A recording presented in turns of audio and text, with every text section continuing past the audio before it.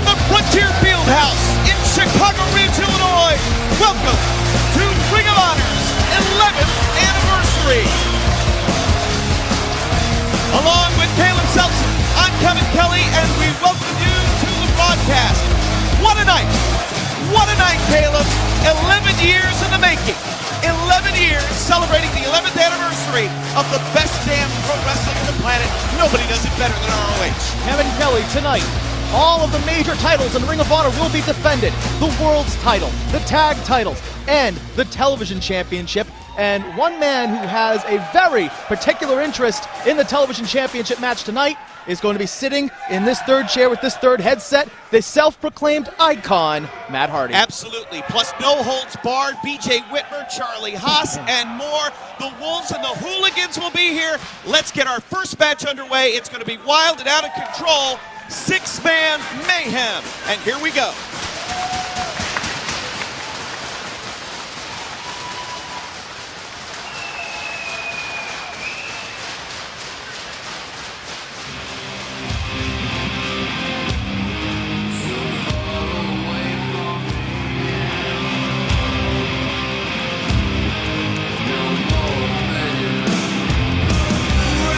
Six of the men who competed in the top prospect tournament are here. Six-man mayhem. Let's go to Bobby Cruz. It's a six-man mayhem match, set for one fall. Participant number one being accompanied by Barrister R.D. Evans. Wrestling out of Orlando, Florida, weighing 232 pounds, God Skip QT Marshall. Well, it's good to see the barrister is with his client. It is? Well, the barrister has certainly had some business to deal with and has been away from Ring of Honor. Who knows what he's been doing?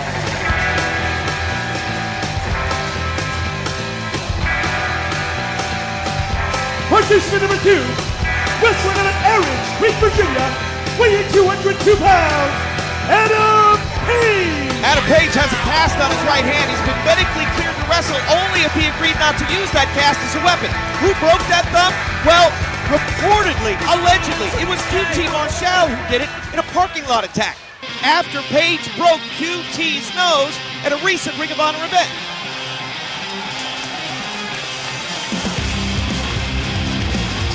Participant number three, wrestling out of Milwaukee, Wisconsin, weighing 220 pounds, Silas Young. A lot of people thought Silas Young was going to win the top prospect tournament, Caleb. Big bad Silas Young. Actually defeated Adam Page in the quarterfinals of the top prospect tournament. Had a very, very good showing. Silas Young has had some great matches here in ROH. He wants to win. Six-man mayhem. Rock and roll. Mike Sydal. Participant number four, wrestling out of Paradise City, weighing 182 pounds, rock and roll, Mike Sydal. Marches to the beat of his own drummer, rock and roll Mike Sydal. Could be a real wild card here in six-man mayhem.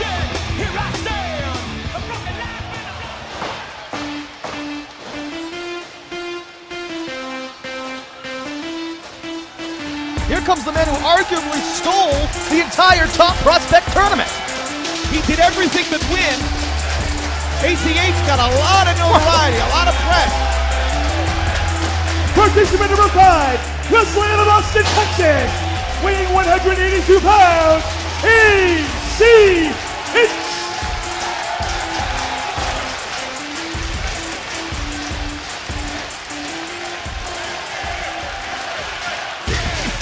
What a reaction.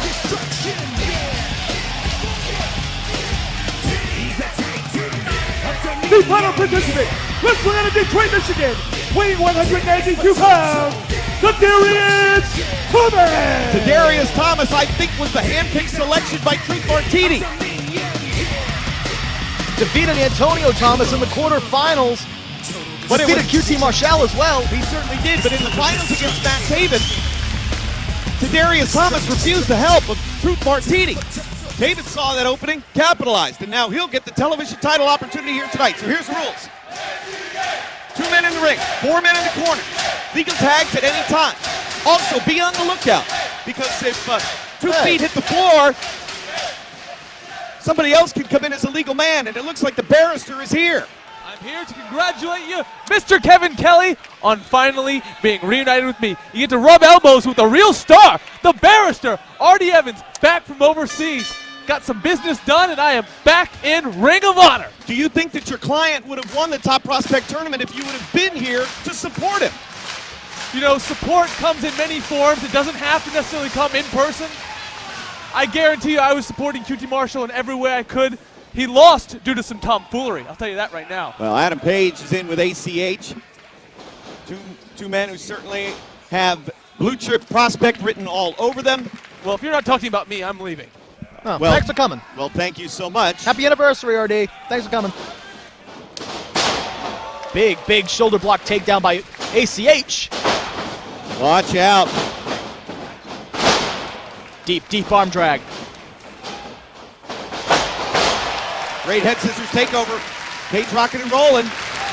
Will he tag out or will he stay in? There's strategy here in 6-man mayhem. Blind tag. He's got to comes watch out TD. for blind tag to Darius Thomas, now legal. Look at this. Interesting tag team combination move right there. Well, double team opportunity there for ACH and to Darius Thomas. First time seeing these two together in Ring of Honor Reagan. This is going to be good. Certainly are, but you want to talk about difference in styles and personality. Wait a minute, Silas Young having none of it. The master of the stock lock stealing the spotlight. Last real man in pro wrestling, so says Silas Young. Great crowd jammed in here to the Frontier Field House, celebrating the 11th anniversary of Ring of Honor. Watch out. Ooh, Thomas caught himself on the apron. Now he goes to the floor. Here comes rock and roll. Now legal. O'Connor roll. Seidel, he's been in 6-man mayhem matches before.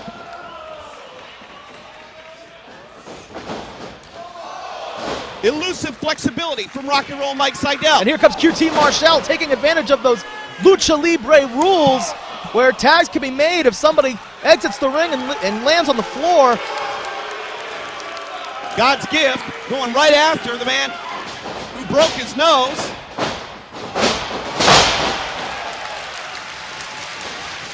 Double team here by TD and ACH.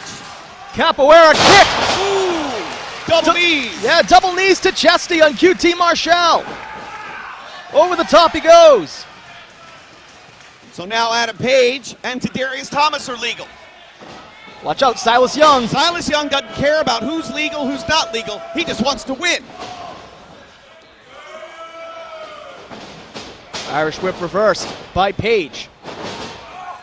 Up and over, lands on his feet. Could TD have tagged himself in? He might have had the opportunity. Look at that! Shooting star press, my God! Drop kick from ACH. Young hits the deck. Hey, Kevin. Oh, The barrister just pulled the feet of ACH. Sinclair, you didn't see that? Todd Sinclair didn't see it. His back was turned. the party pooper, Barrister Artie Evans, but watch out. TD! Good Lord!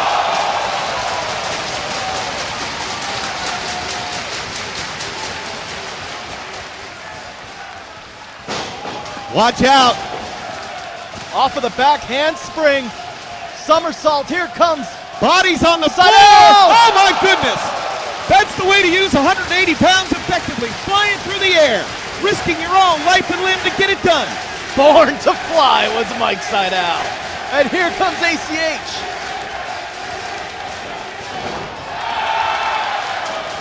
Oh! Yes! Kevin! And Jordan! Hold on now. Oh no.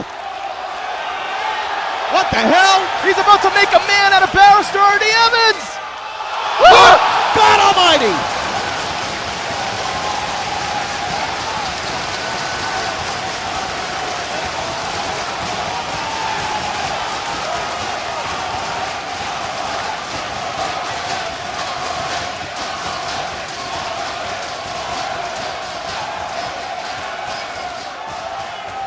can call a bus for RD.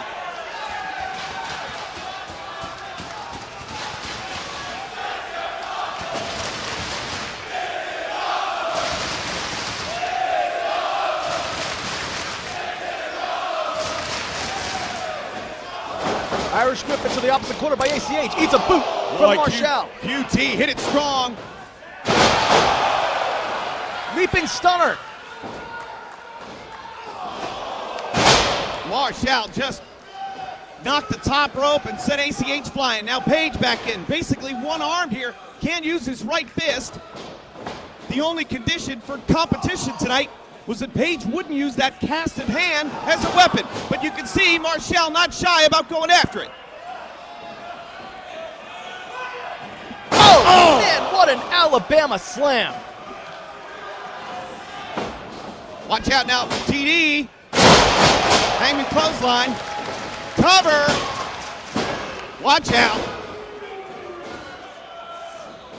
Ooh, Matrix. Neckbreaker. Seidel's legal now.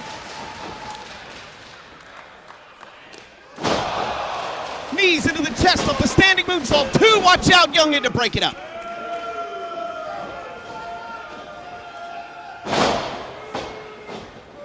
Rock and roll Mike Seidel, proving to be very, very tough. We said he might be a wild card. He's certainly wild. Gets a boot up just in time. Crossbody Young rolls through. Oh, look at the strength.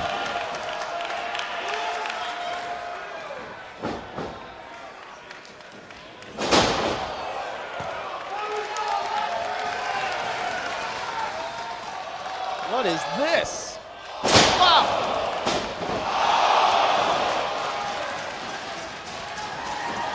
Oh! Cradle, 2, got it! What a match! The winner of the match, ACH! Here at the 11th anniversary, what a way to kick things off. ACH turns Chicago Ridge on its ear.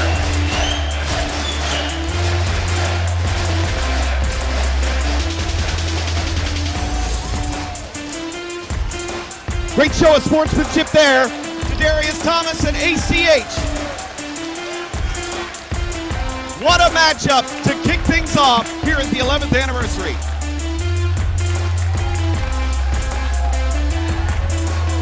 Honor definitely lived in that opening contest, Certainly Kevin. did, and of course here on tonight where we've got 3 title matches, the world title match with Kevin Steen, Jay Lethal, tag team titles with the Briscoes defending against the team of Red Dragon, Bobby Fish and Kyle O'Reilly, and of course the television title as well. We can't forget about the next contest, the tag team grudge match. Caprice Coleman and Cedric Alexander take on Scum. Carino and Jacobs blame Coleman and Alexander for the loss of the tag team titles, and as we're about to see, they use the Man Beast to get revenge.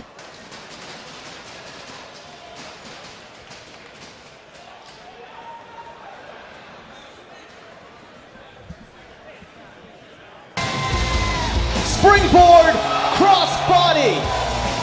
Soaring high and Hey, knocking hey, it down. wait a minute, it's Rhino. Wait a minute, what the hell? What the hell? Oh my God, turn around. Gore! Gore! Gore! You know, Scum, you guys done everything you can to break Caprice and myself both mentally and physically. Carino just decked Coleman. But we're still standing, and 11th anniversary is going to be ready for a fight. Since the day that we formed Scum, the mission has never changed and will never change. You can line up the princess beside the dummy. You can bring the zombie and put it beside the mummy. But let me show you what happens when you have 2 people Rhino points to hit the gore. Hey, it's Caprice! Caprice Coleman. that are working for the grind, that's worked their way from the bottom all the way to the top. You brought your tricks. Gore! Gore! Gore! Ain't nobody got time for that. At the 11th anniversary, you're gonna see what happens when CNC goes into overtime. Tell him said it. Man. Evil is coming. Ring of Honor dies. And we all will live for Ring of Deep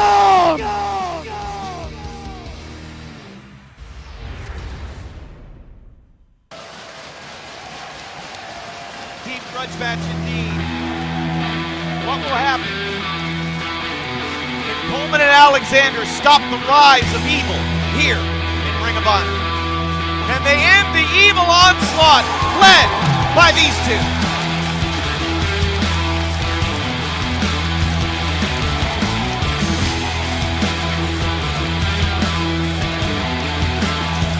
This is a tag team grudge match. Set for one fall. Team number one, at a combined weight of 438 pounds, they are representing Scum, the team of the Zombie Princess, Jimmy Jacobs, and Steve Corino. Corino and Jacobs, there's propaganda being handed out here in Chicago Ridge. Scum wants you, the end begins, hashtag honor dies. It's enough of that. ION Entertainment. Here come two men looking to take it to overtime, showing that honor lives. Get them up early, ready for the grind. No alarm clock, money on my Two opponents, at a combined weight of 405 pounds, the team of six. Watch out!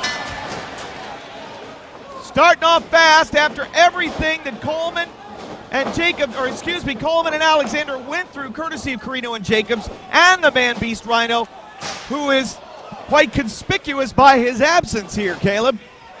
Wonder where the one-man missionary Rhino is. Well, we haven't seen him, and he's not out here. Certainly could very well be a difference maker. When the odds favor Corino and Jacobs, they have been very, very successful. What is this? High risk indeed. But the same could be said for Coleman and Alexander. If they can hit the overtime finish, they could beat any team in ROH. Jacobs looking for a baseball slide, does not connect. Around the world goes the minister. Cedric! On top and down below.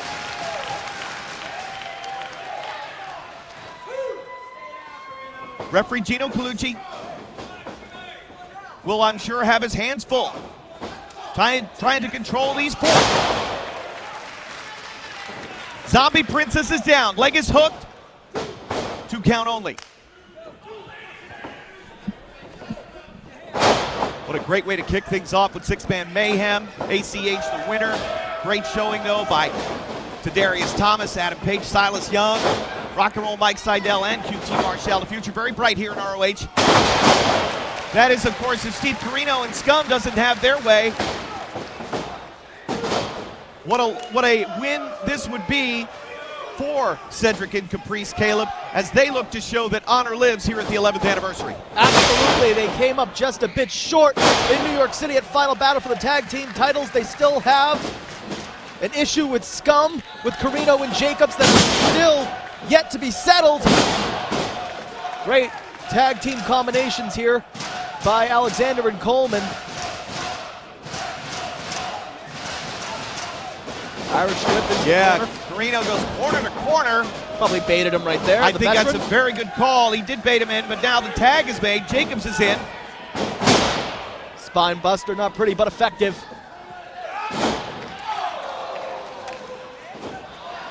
Oh, look out! The human anatomy not meant to bend in that direction. Jacobs showing his toughness, though. Kicks out at 2. Well, you can never doubt the toughness of Jimmy Jacobs. Boy, it's been a great 2013 so far for Jacobs. Stellar matches already this calendar year.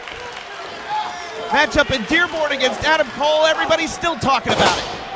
And all of the bloody and violent brawls that Jimmy Jacobs has been in over the last 11 years in Ring of Honor. And look at what Corino has done. You know, the recent words, I couldn't believe what I was hearing. Steve Corino, you heard the words on ROHWrestling.com. A recent interview with Veda Scott, where Corino basically said that since day one, when he competed in the first Ring of Honor event, he has wanted to see this company die. I can't believe anybody harboring an 11-year grudge the way Steve Corino does. An 11-year grudge, Caleb. Think about that. But Corino pointed to the numerous scars that he had. The fact that he's lost hearing in one ear. The fact that he's been exiled and cast out on numerous occasions, has been blamed for things that he says were not his fault. But on a night where Ring of Honor celebrates their 11th anniversary, this is the night where Corino says, honor will die. But what does that mean? It's been so vague, these propaganda pieces that have been handed out by Scum.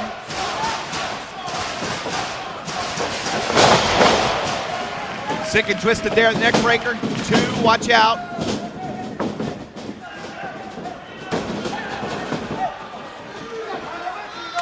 Coleman and Alexander, they faced adversity here before in Ring of Honor.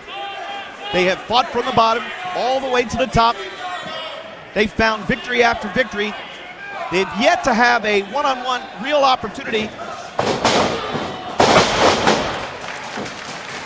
And we'll see what happens here. Yeah, Saito suplex by Yeah, they Corino. had a title match, of course, against the Briscoes, the first title defense of the new champions. Came very close.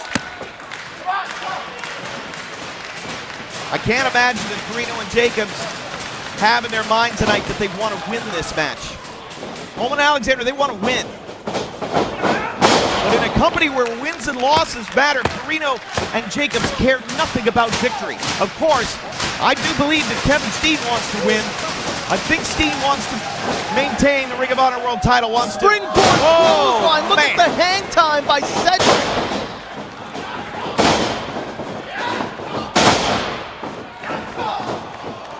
Buries the boot to the midsection. Cedric just has future champion written all He over certainly him. does. Look at that speed. And I know he's been less than 100%. Oh, you take 3 gores. Is this it? No, it's not. You take 3 gores, there's no way you could be 100%. Watch out now.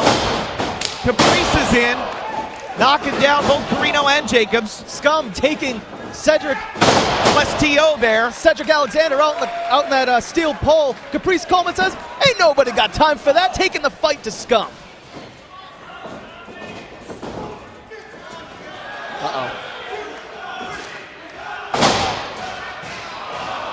Oh, wait a minute, I think the boot of Coleman came up and caught Jacobs low. He didn't work, of course. Northern Light suplex number 2. Could we see Trace? Jacobs trying to prevent the third one. Enziguri there. Double 2. Yeah. Northern Light suplexes in stereo, courtesy of Alexander and Coleman.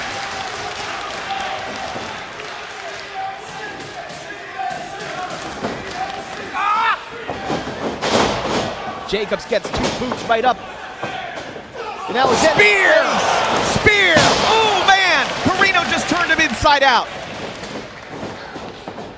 2 vultures, Corino and Jacobs picking apart Cedric Alexander. Caprice Coleman got wiped out with the spear. Lariat. Texas Lariat. 1, 2, no! Down but not out. Cedric Alexander proving his toughness once again. Coleman and Alexander are representing Ring of Honor, not just the company, but what the legacy, the lineage of Ring of Honor on the 11th anniversary event. These two took it upon themselves to carry the banner proud, and these two are not going to give up that easily. Hold it, wait now. Watch out for Jacobs. Caught. Face first off the full Nelson, watch out. Leg drop all the way from the top. The leg is hooked, but Corino there to break it up. The guillotine leg drop just not enough to put down Jacobs. Corino introduced to the outside.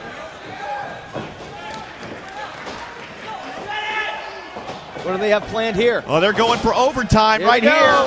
They're going for it. We've seen this once before. If they can hit it, it'll be over. Hold it. Wait a minute. Hey, wait. It's like Corino's He had got a a hunk chain. of steel around his fist. Spike pile driver. Got hooked on the pile driver. man. My God. Oh no. 1, 2, got him! Get some help. The winners of the match, Jimmy Jacobs and Steve Corino. Scum! Well, whether that hunk of chain that Corino had around his fist played a role in the outcome, I'm not sure. The Gotch hook on the spike pile driver, you saw Corino and Jacobs flying down. Corino and Jacobs using the double team, the spike pile driver to score victory here at the 11th anniversary. They say tonight that honor dies. If this was their first measure taken here tonight, I can only shudder to think the horrors we are about to see. All of Scum's plans will come to an end to kill this company once and for all if Jay Lethal can defeat Kevin Steen and become the Ring of Honor World Champion. We'll find out what happens later on, of course. That is our main event. They're coming. I told you. They're coming. So Corino and Jacobs with the tag team victory here at the 11th anniversary as they're attending to Cedric Alexander, who took that spike pile driver courtesy of Corino and Jacobs. But Caleb, we got the no holds barred match next. BJ Whitmer, the outlaw Charlie Haas. How can you summarize this rivalry? How can you summarize this rivalry? Pure hatred, Kevin. Pure hatred. The hatred that exists between BJ Whitmer and Charlie Haas began really at Final Battle, when Whitmer's career almost came to an end, but escalated recently at a Baltimore area car dealership.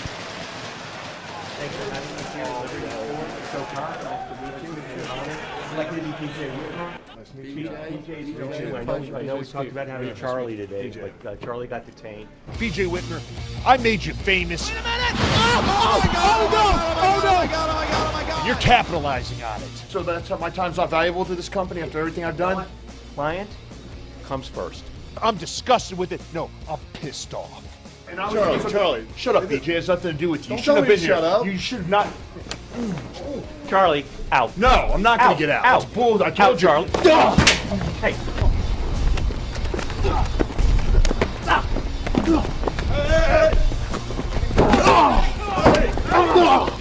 Chicago, the anniversary show. There's not going to be a match with BJ Whitmer. You know why? Because he's not going to be there. The only sweat I'm going to break that night is opening up a can of Chuck Lights. Get out of here! Get out of here!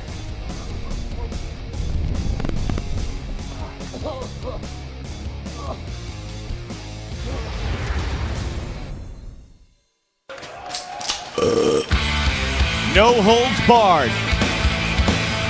Charlie Haas, BJ Whitmer. No level to which that man right there will not sink.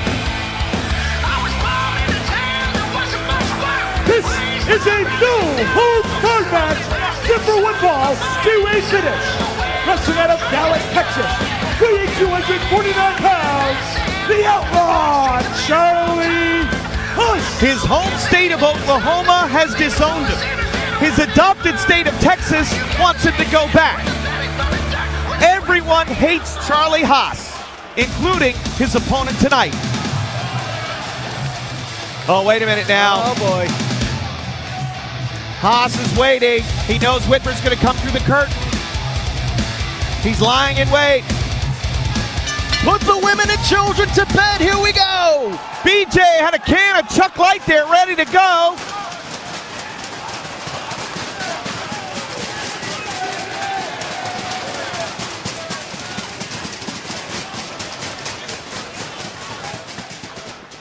It's no holds barred, ladies and gentlemen. They want to use it, they can use it. Referee Brian Gorey, I think, is just simply here to officiate the carnage.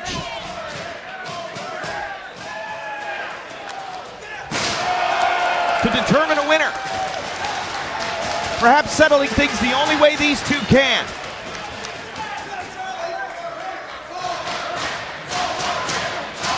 The footage that you saw from the car dealership, suburban Baltimore Liberty Ford, began as an appearance for Charlie Haas. He had one appearance. He was supposed to make another one at Liberty Ford, was running late. BJ Whitmer was pressed into service. When Charlie showed up, though, that's when all hell broke loose. What a huge embarrassment, as you can imagine, fans, for Ring of Honor.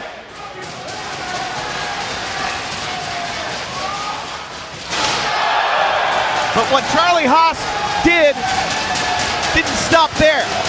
Fans saw ROH Wrestling TV.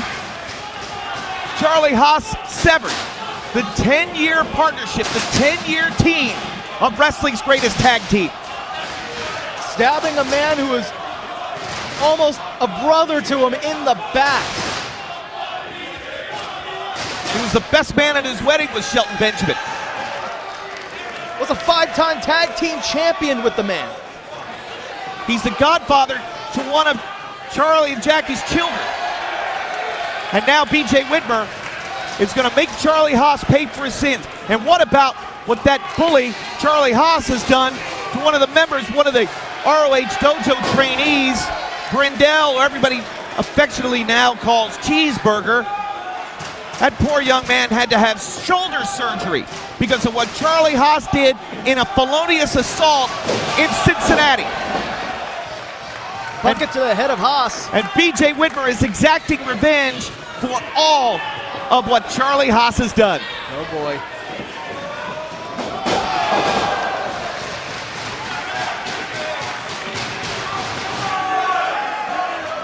And let's not forget the bad blood between these two men. It's been brewing for a long, long time, going back to last year. Here's cover one. Cover. The tag team conflict between wrestling's greatest tag team and BJ Whitmer and Rhett Titus. Remember that horrific, it's been months, I still can't get the image of BJ Whitmer plummeting headfirst through a table at the Hammerstein Ballroom in New York City. How it didn't end his career, a testament to Whitmer's toughness. One of the scariest moments we've ever seen in ROH. If they can get it, they're going to use it here. They had a New York City street fight. We saw candy canes, we saw Christmas trees, we saw a lot of shenanigans in New York City. We're not going to see any of that tonight. No, it's predicated by violence, so that's for sure. And that's what we're seeing here in Chicago Ridge at the 11th anniversary. BJ Whitmer has Charlie Haas now, right where he wants him. Uh-oh.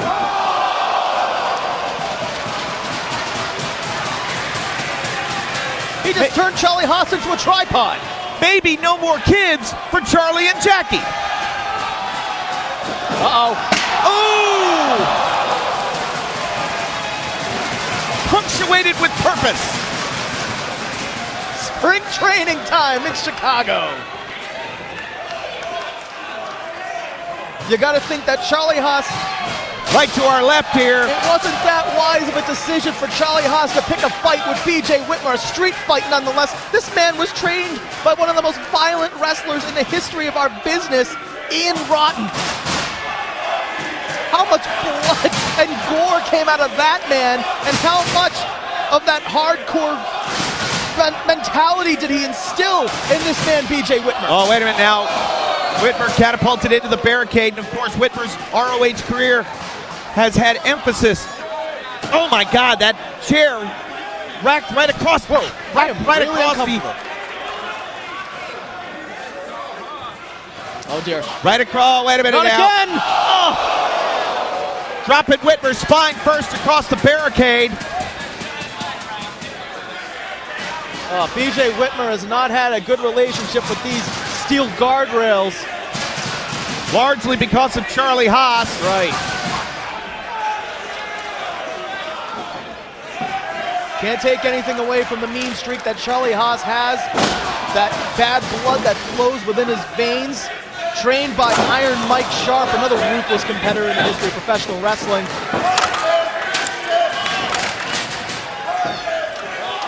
BJ is in a bad way right now.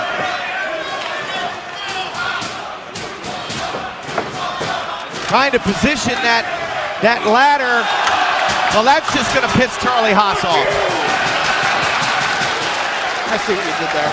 And I don't think BJ knows either. I don't think he sees what Charlie Haas just did. Well, in a normal match, of course, Brian Corey would be getting that ladder out of there, but it is no holds barred, so anything goes. Uh-oh, bullseye. Face first goes Whitmer into that ladder.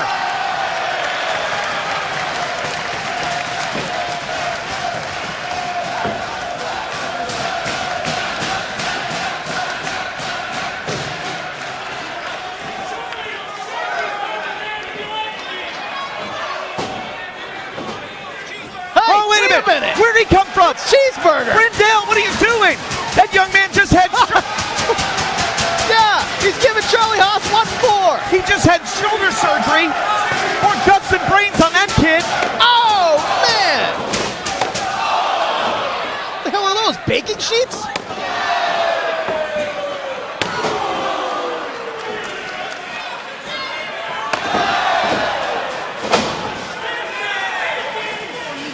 Cracking the skull of Charlie Haas.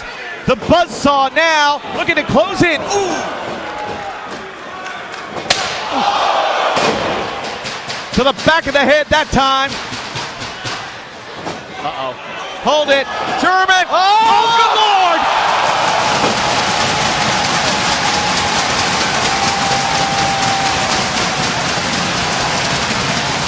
Whitmer just elevated through the table.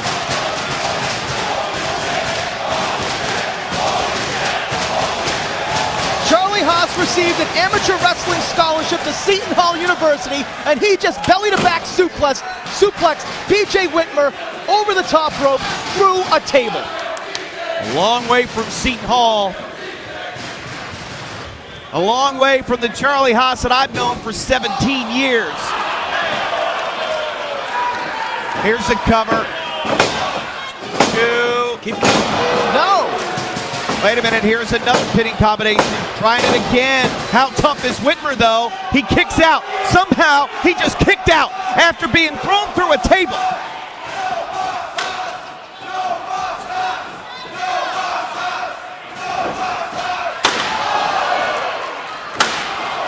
Nowhere to go for BJ Whitmer.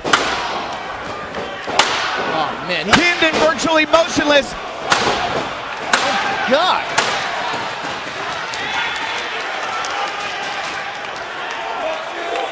You gotta wonder if Brian Gordon can step in here and stop this. Would you? No, I like my wife. Here's the cover. Well, this may do it. 2. No! No, he did it again. BJ Whitmer kicked out again.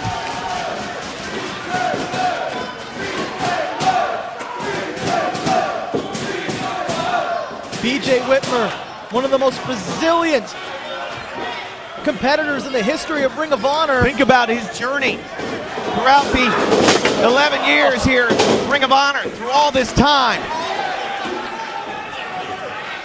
All the physical sacrifices that he's made. BJ Whitmer was spike pile drive through a steel chair at one point during the promotions wars a few years ago. A huge, huge moment and time period in Ring of Honor history. Think about everything that Whitmer's gone through. Many thought his career was over. In fact, BJ Whitmer said he thought his career was over. But a second chance and a new opportunity could be coming, though, to an end here at the 11th anniversary, courtesy of Charlie Haas. And after everything that Haas has done here in ROH, to end BJ Whitmer, to end this great career that he's had, to end this remarkable comeback, I think would be tragic. But now, with that table in the center of the ring, shades of final battle. Here we go again. Oh, no. No. Oh, man! Oh, my God. Come on, please let it be over. 1, 2. No! How the hell did BJ Whitmer just kick out? BJ Superman!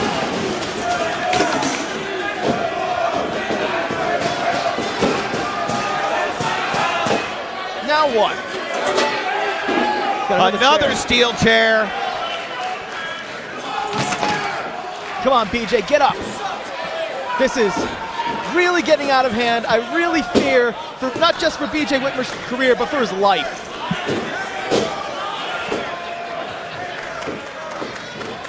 Well, here's a man in Charlie Haas who stabbed his partner of 10 years, Shelton Benjamin, in the back.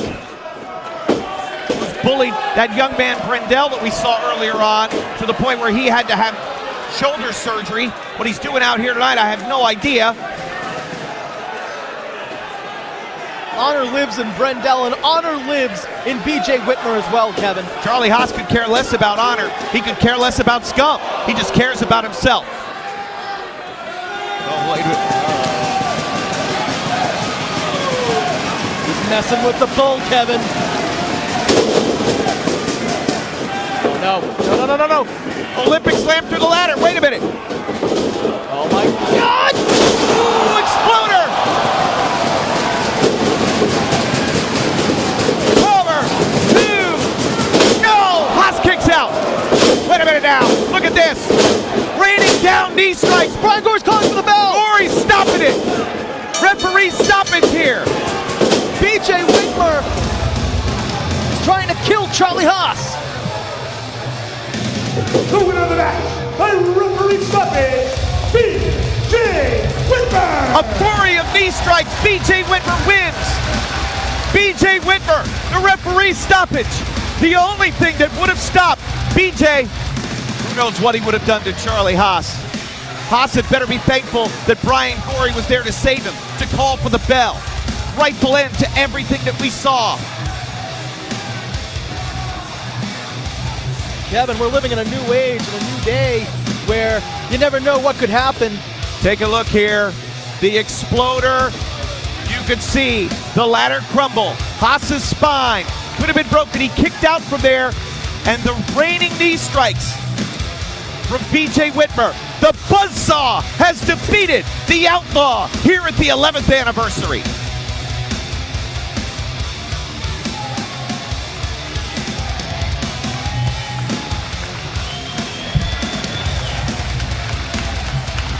That is one hell of a tough man right there.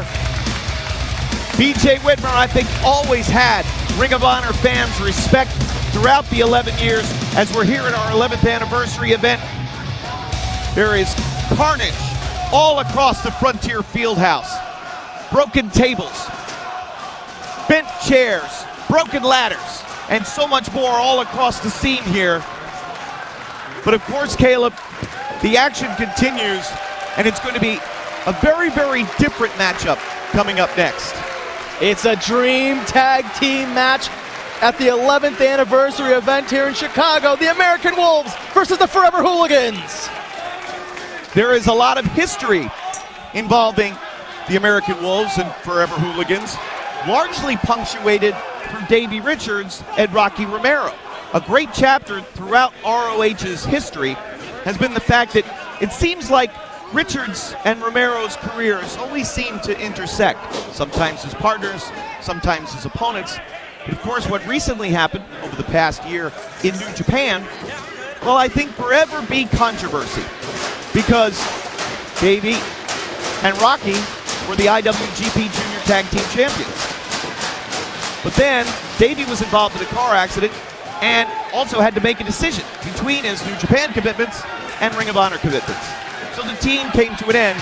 Romero, though, picked up the pieces, claimed Alex Kozlov as his tag team partner, and became the IWGP Junior Tag Team Champions.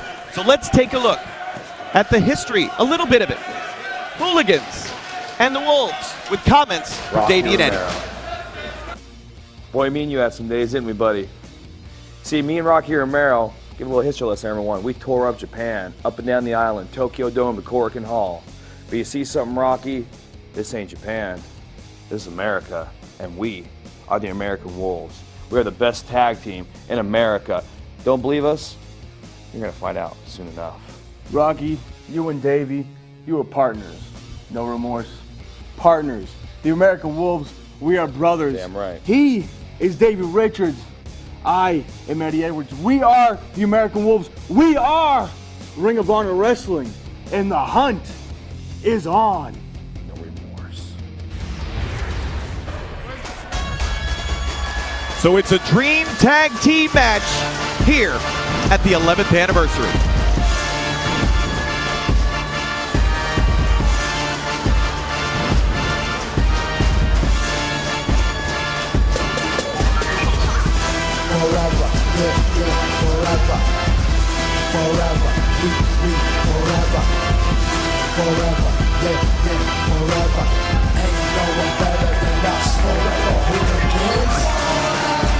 The Forever Hooligans, Alex Kozlov from Russia, Rocky Romero. I haven't seen Rocky since our time in Lucha Libre USA. Rocky's still a part of that roster as well. For information on Lucha Libre USA, go to luchalibreusa.com. Controversial RJ Brewer, that's his home promotion as well. This is a dream tag team match set for one fall. Team number one at a combined weight of 406 pounds. Rocky Romero, Alex Kozlov, the Forever Hooligan. Romero may be wearing that eye patch, but you know he has that other eye set on Eddie Edwards, the new tag team partner, if you will, of Davey Richards.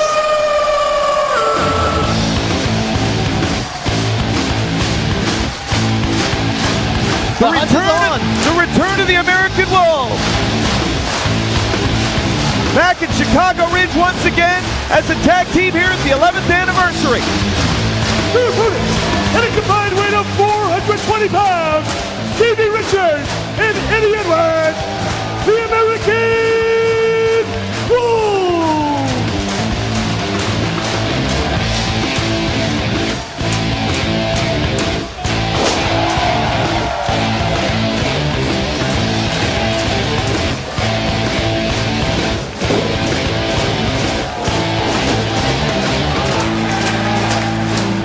So the hunt is on here at the 11th anniversary.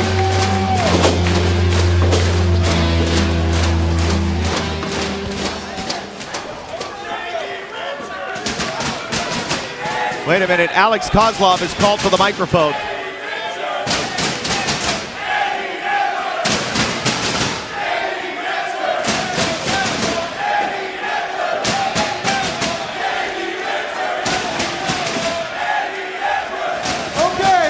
Okay, please, a little bit of silence. I just wanted to say hello to Chi-Town.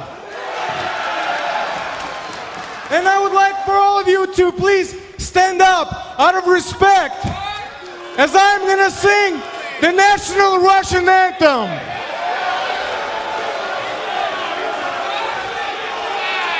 Please stand up out of respect to the Russian anthem right now. Do we get up for this, Kevin? No, not a lot of takers. I want to be respectful. We have a couple takers, though.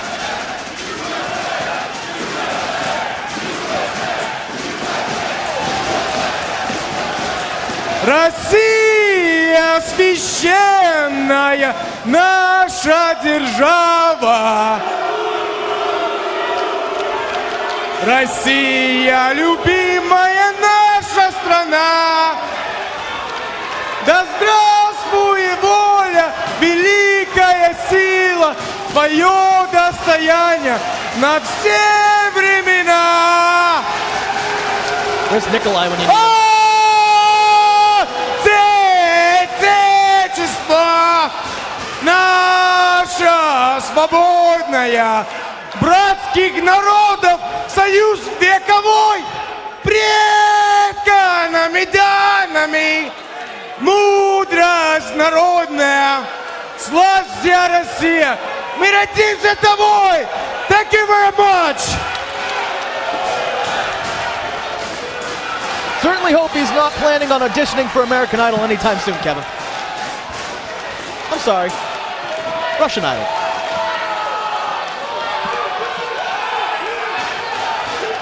I think Rocky Romero is truly moved by that, though. Davey wasn't amused, though. Well, maybe he was. There's a little smirk on his face. Maybe a little pot shot towards his former tag team partner, Rocky Romero. Yeah, look at the way Richards is just eyeing up Rocky Romero. And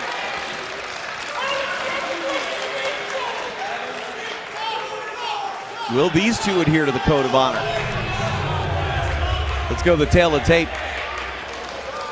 You can see how the experience of Rocky Romero, the most experienced of the four, they're even in terms of height, weight, A little bit more tag team experience for the Wolves. Of course, if it wasn't for Davey Richards, Forever Hooligans would not be a team.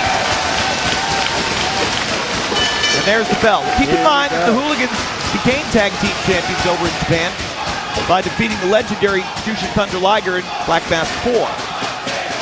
So these two certainly are well accomplished. A lot of history, though, between Romero and Richards, Caleb. Absolutely. These two men, former two-time IWGP Junior Tag Team Champions. Part of the No Remorse Corps. I don't need to reiterate history. I think a lot of our fans know it. And they've been wanting to see this tag team matchup for quite a long time. Yeah, certainly the No Remorse Corps, great part of modern history.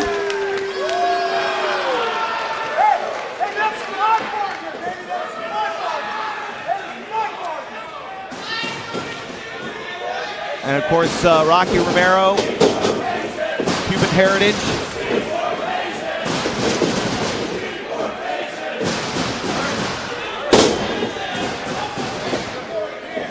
Taking the left arm, Richards with the escape.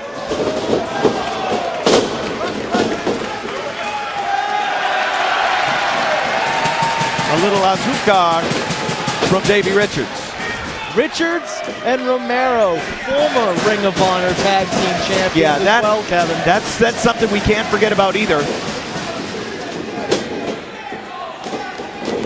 Collar and elbow side headlock. First time these two men have met, but as we say, they're not strangers.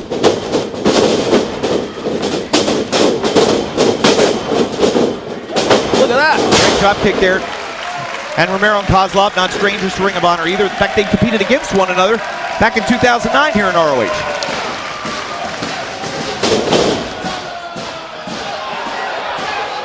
He's saying sorry. He's begging for forgiveness. Please don't hit me anymore, Davey Richards. Yeah, Davey Richards having none of that. Almost a look of shock and surprise from his partner that he would even think to. Hold it, wait a minute. Yeah.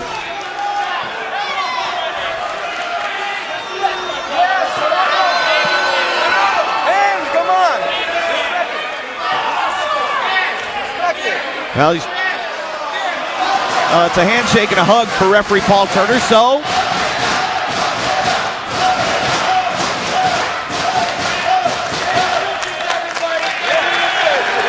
great respect being shown by Rocky Romero. Ah, yeah. Short-lived reunion of the No Remorse Corps.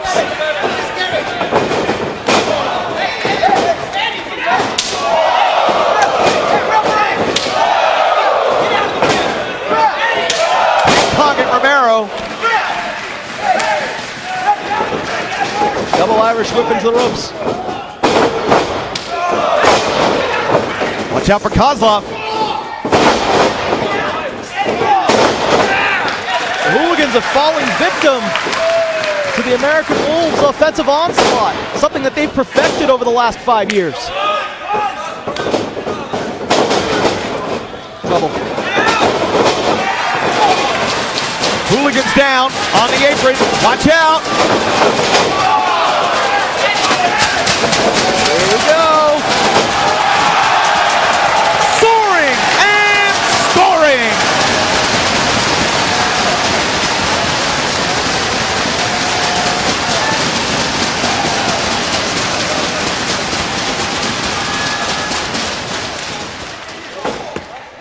Stereo suicidas by the Wolves taking down the Hooligans. I know the Wolves are looking forward. Wait a minute now. Cover two. They would love an opportunity to get their hands on Bobby Fish and Kyle O'Reilly, the team now known as Red Dragon.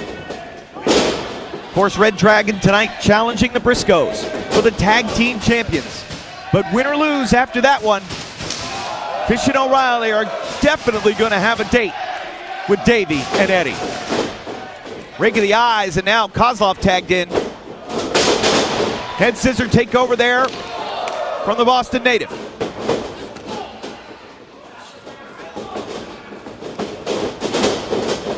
Kozlov charges, does not connect with Edwards. Eddie, quick, elusive. And now Kozlov on the receiving end. Oh! That boot found its mark. 2.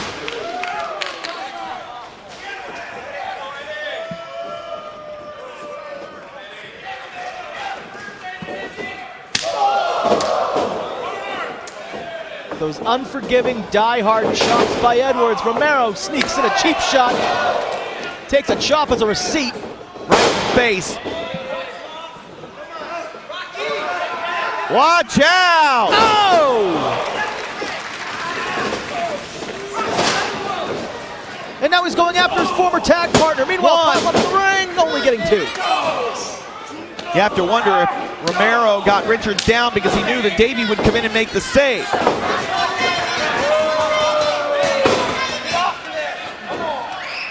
Kozlov aggressively going after Eddie Edwards. What this would mean to the reputation, the global reputation of Forever Hooligans, if they come into Ring of Honor and defeat the American Wolves in their home turf.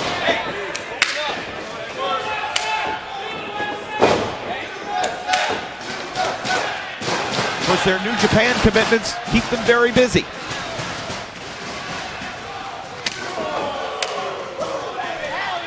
Romero trying to get the best of Edwards with a chop in the chest. I don't think anybody hits harder than Eddie Edwards. No, nobody does. Eddie Edwards, chop it away. Yeah, but look at the way Romero goes downstairs with the drop kick right to the knee. He said he is the most experienced man in this matchup. And you can see, veteran savvy. Alex Kozlov, whose career has taken its own series of twists and turns over the past few years, with rededicating himself. Calls Mother Russia home, but has found a home in Japan.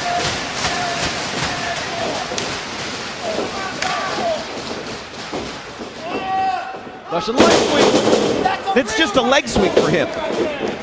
Cover. Edwards kicks out. Romero's going to tag in now. I think much like Davey Richards was at one time very much the captain of the American Wolves, I think Romero is the captain of Forever Hooligans. I think that's completely justified.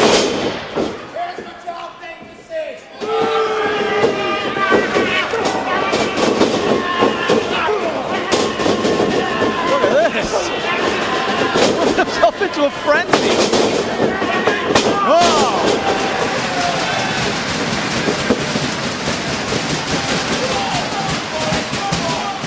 Wonder if that's what they call the forever attack. It looked like a connection, but here comes Alex Kozlov. Look at the way he goes right after Richards, preventing Edwards from making the tag. Cut him off, and now here we go. With Kozlov, the legal man, Romero in, taking advantage of Paul Turner's 5 count here. Oh dear.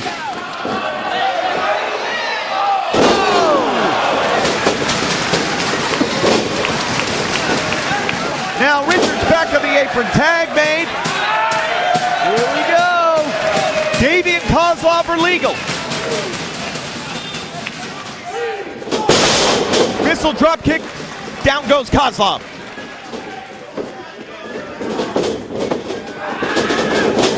Wow. Return of the boot there from Richards.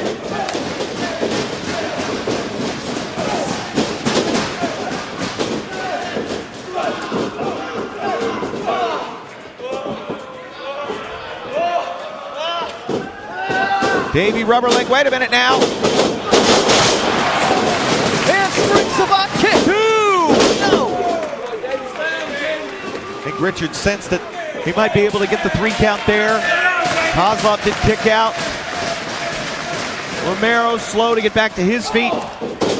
Edwards slowly climbing back into the corner of the Wolves.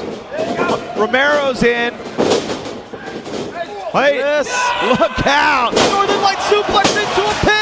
Kozlov shoulders the legal man down. He kicks out at 2. Out goes Romero once again.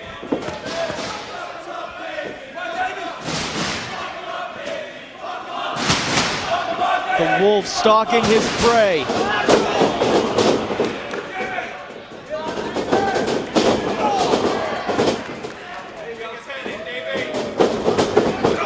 Telling you what, Kozlov impressing everybody here with his toughness. Davey Richards is double tough. German suplex. Bridge 2. Oh, man. Kozlov kicked out.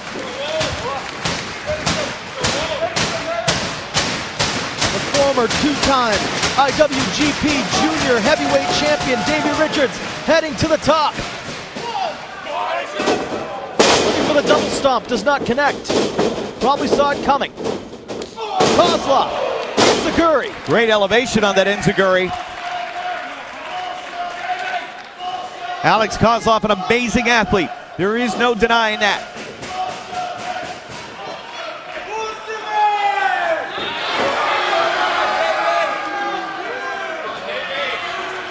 Kozlov maybe spending way too much time.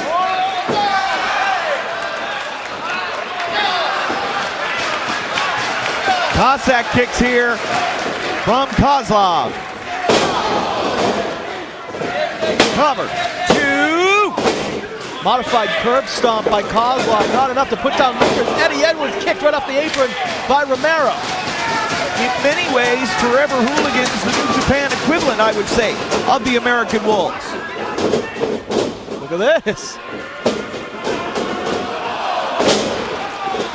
Innovative tag team offense. Similar to the American Wolves innovating these tag team maneuvers. Cover. 2-0. Edwards desperately in to break it up. Ooh.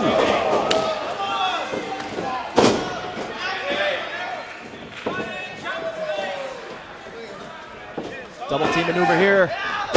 Edwards rolls through. Kozlov ducked. Romero got clipped.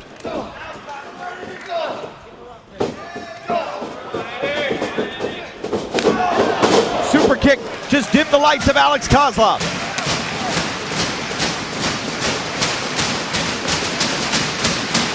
Now's your time, Eddie Edwards.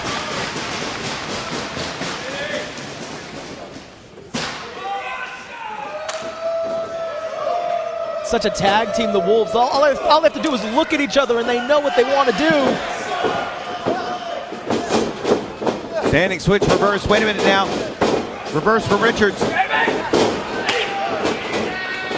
Chin checker.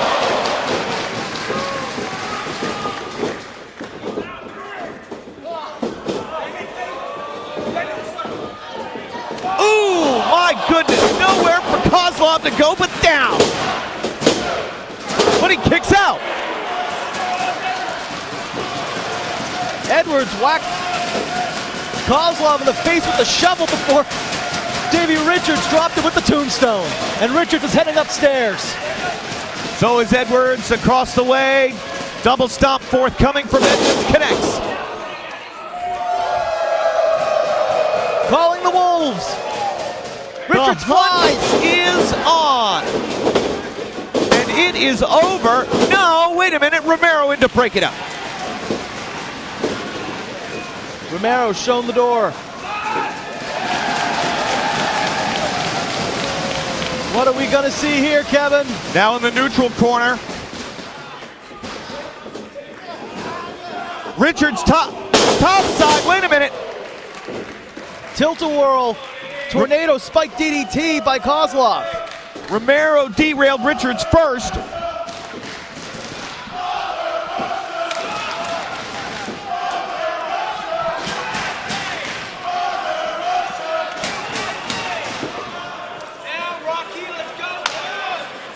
What in the world is this?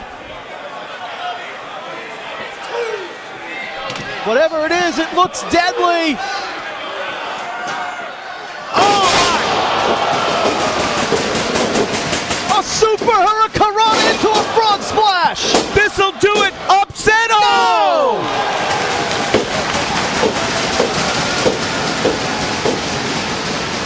Emphatic God. Davey Richards kicks out.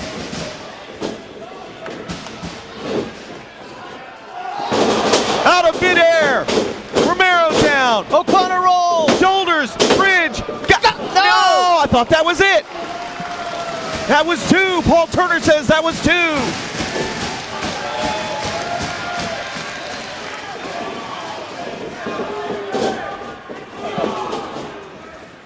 This tag team match, so epic they couldn't contain it in the land of the rising sun. It's here in Ring of Honor. Alarm clock there. Down the apron goes Richards.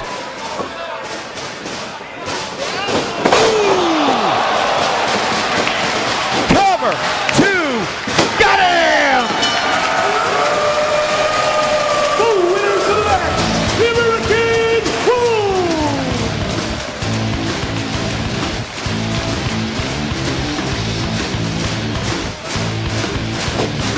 Let's go to the replay here. The final combination that led the American Wolves to victory. Alex Kozlov showed his toughness throughout this match. He and Rocky Romero proved why Forever Hooligans are a great global tag team. But on this occasion, at the 11th anniversary, the American Wolves were that much better.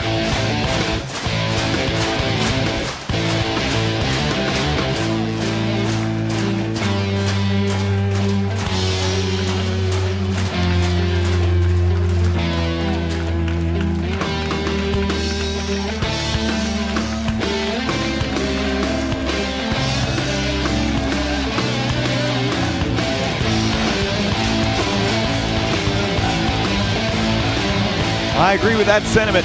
Fans chanting, please come back to Forever Hooligans. Will they shake the hands of the Wolves here? Will they adhere to the Code of Honor?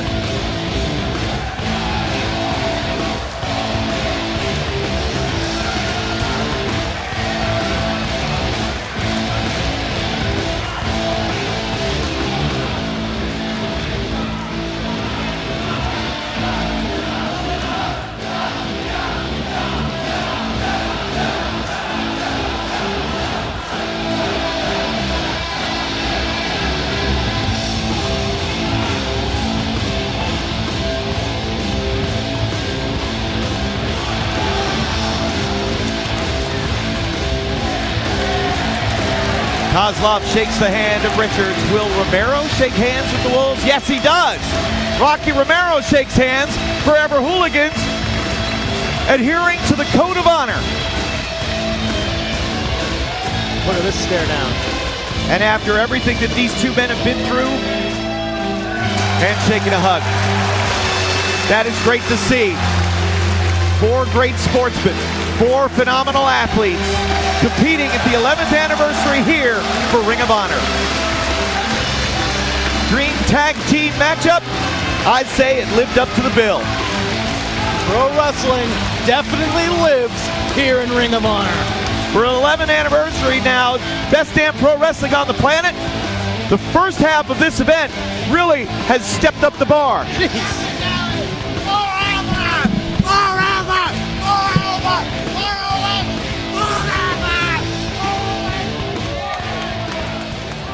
Agreed.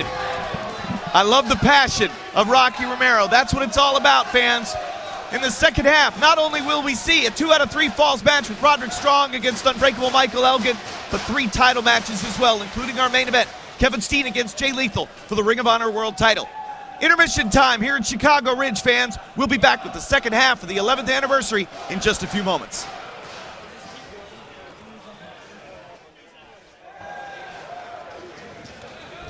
I knew that somebody was going to step up and try and test me. But when you spat in my face, that was exactly what you did. You tested me, and I made my point, and I had no choice but to kick you out of the building. This will be the last warning that you get. If you step out of line again, you will regret it.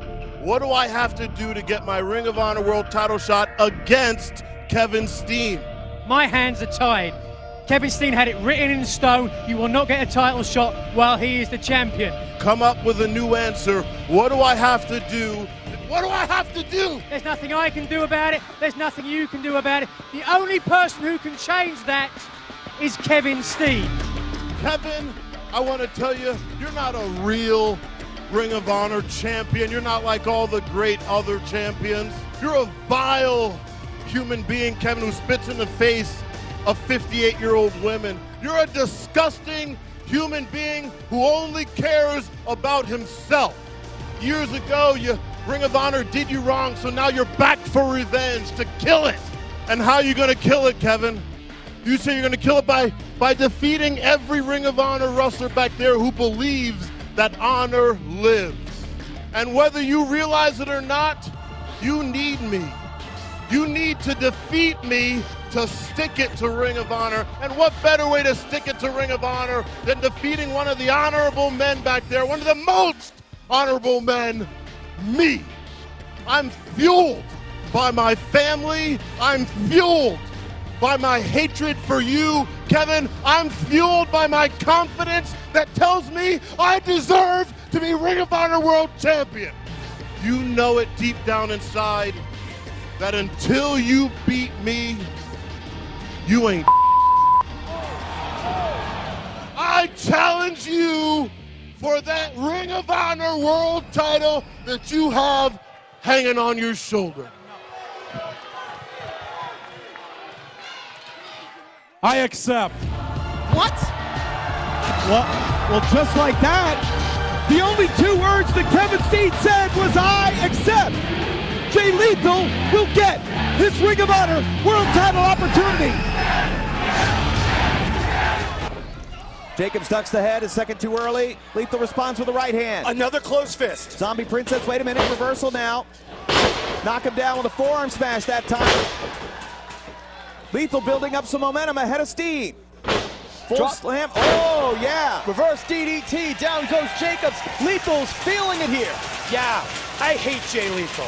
I hate you. I hate your father. I hate the fact that you used your sweet, innocent mother for a title shot against my man. Oh, wait a minute. There it is. There it is. 1, 2, 3. No. You are so slow. Did you go to the Paul Turner School of County? Lethal combination. Jacobs is down. Will this be it? 2, no. Jacobs kicks out just before 3. I think it was like 2 3/10, so he had some time. Jay Lethal, of course, we're a week away from the anniversary event, ladies and gentlemen. ROHWrestling.com is where you can see it from Chicago Ridge, Illinois. Lethal against Kevin Steen for the Ring of Honor World title, the main event.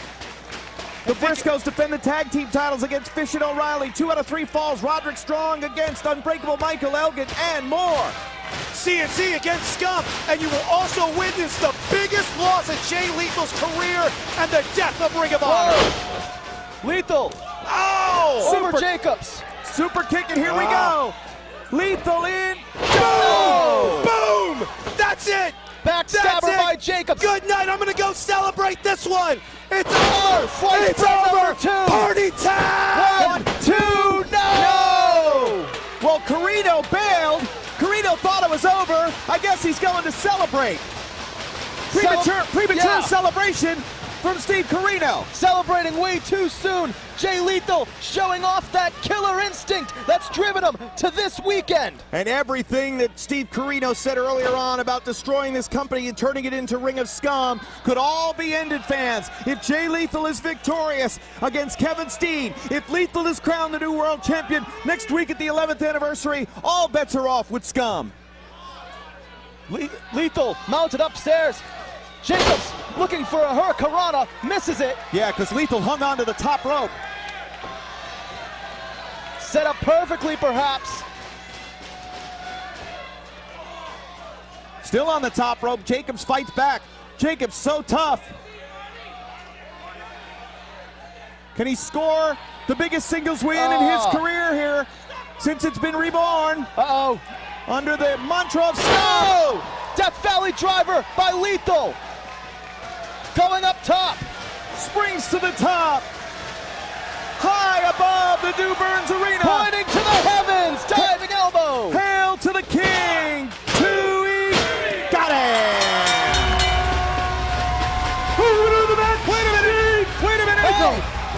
again. Rhino, Carino's out there as well. Rhino poised to hit the gore. Hey, it's Caprice. Caprice Coleman fighting for Cedric, who got the gore earlier on. Believe it in Ring of Honor for sure. Gore! There's a gore for Caprice Coleman. The orders of Steve Corino are clear.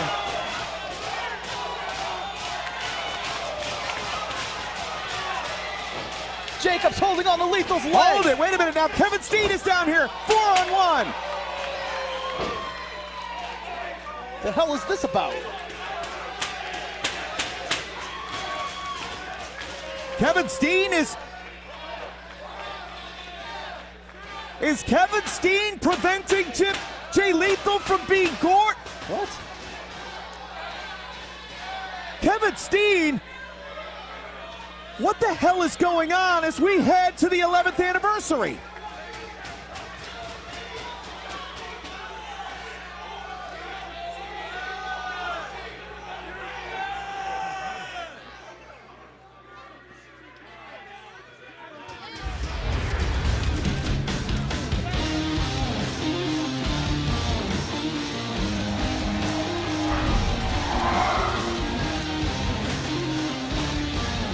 Is it fair to say that Kevin Steen is conflicted?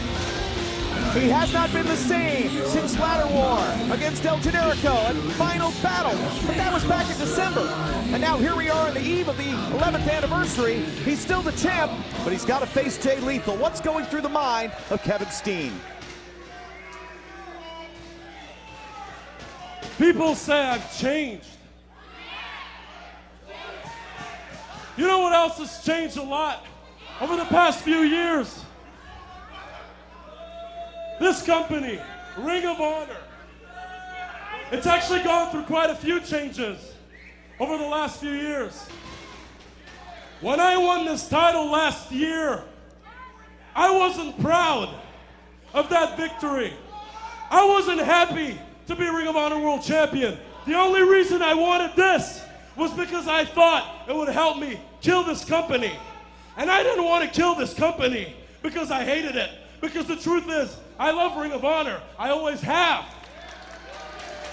And that's exactly why I wanted to kill it. I wanted to put it out of its misery because of what Jim Cornette was doing to it. Ring of Honor was about young, talented wrestlers busting their asses to show that they belong in this industry. And the truth is, since Jim Cornette's gone, this company is exactly about what it should be, and that's pro wrestling. And you can call me a lot of things. You can say I'm sick. You can say I'm an asshole.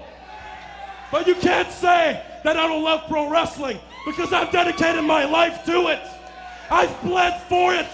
I've cried for it. And I'm not stopping anytime soon. And you know what I've realized?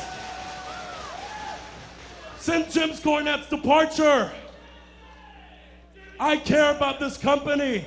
And I am proud to be Ring of Honor World Champion.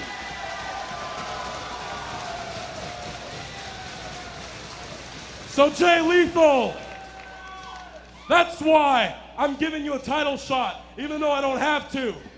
Because you deserve it, but hey, as talented as you are, you don't deserve it because you're a great wrestler. You don't deserve it because you've beaten a lot of good wrestlers. You deserve it because, truthfully, you're the one who got rid of Jim Cornette.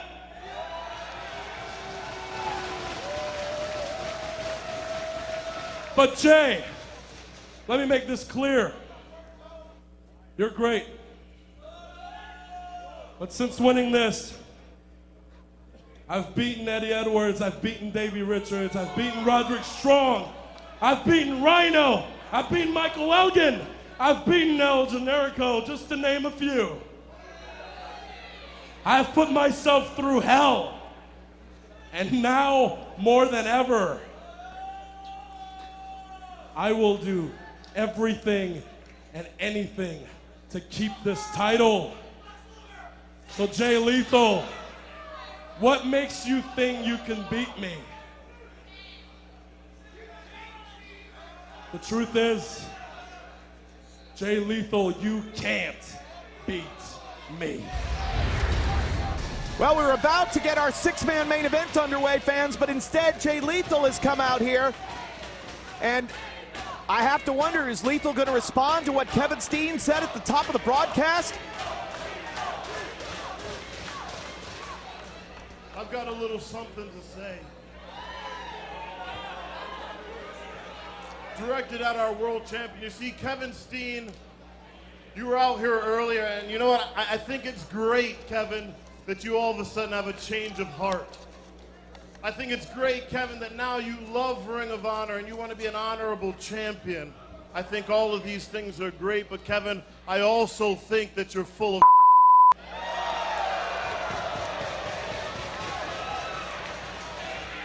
You see, Kevin, I've got you all figured out.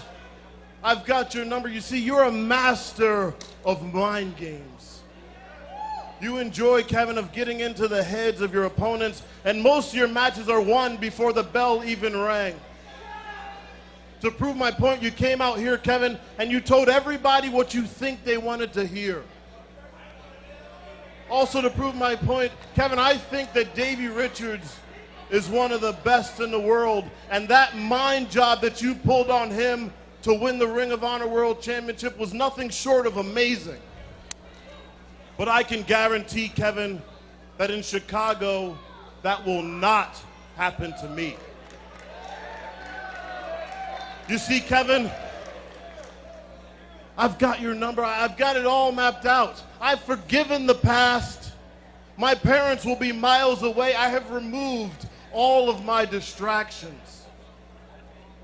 And Kevin, when they talk about the great Ring of Honor champions after March 2nd, they will have no choice but to say there was Samoa Joe, there was CM Punk, there was Bryan Danielson,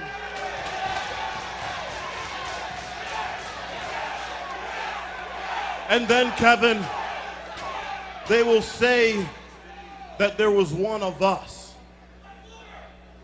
But the only difference is, Kevin, to answer your question about March 2nd on whether or not why it is I think I can win March 2nd at the 11th anniversary show in Chicago, and the answer is real simple.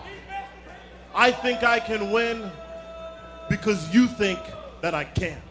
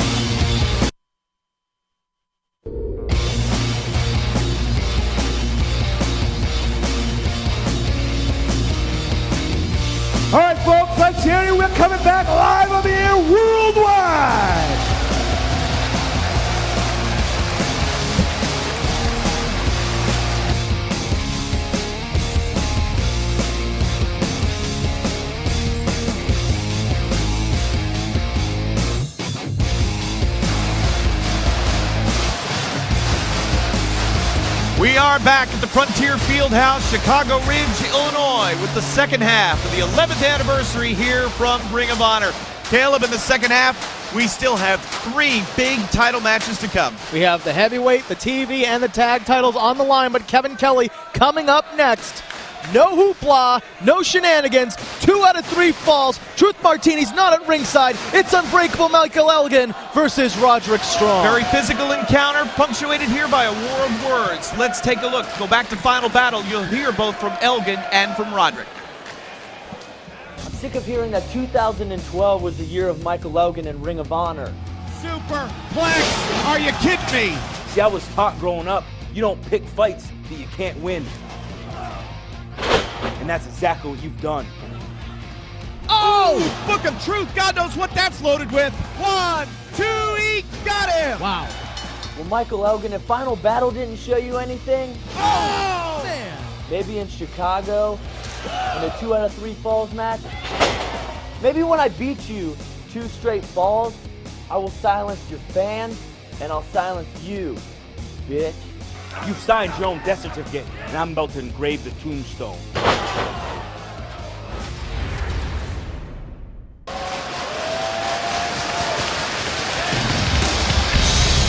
So it's 2 out of 3 falls. Unbreakable Michael Elgin and Roderick Strong. Chicago Ridge, Illinois on their feet.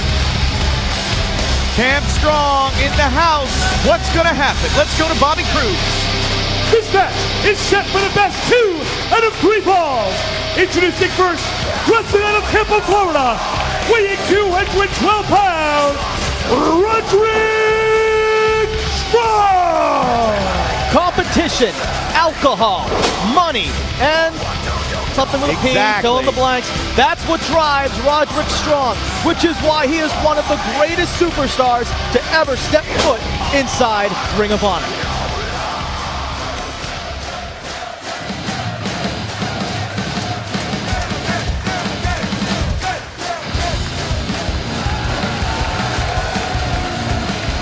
While 2012 was a great year for Unbreakable Michael Elgin, 2 things still left to accomplish. 1, become Ring of Honor World Champion, but 2, and perhaps more importantly for Elgin right now, finally be done once and for all with Roderick Strong. His opponent, wrestling out of Toronto, Ontario, Canada, weighing 245 pounds, Unbreakable Michael Elgin.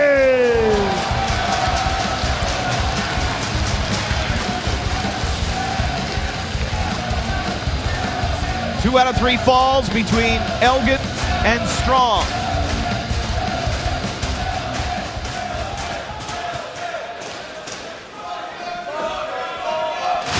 And no Truth Martini, as you mentioned, Caleb. He's been banned from ringside. Let's go to the tail of the tape.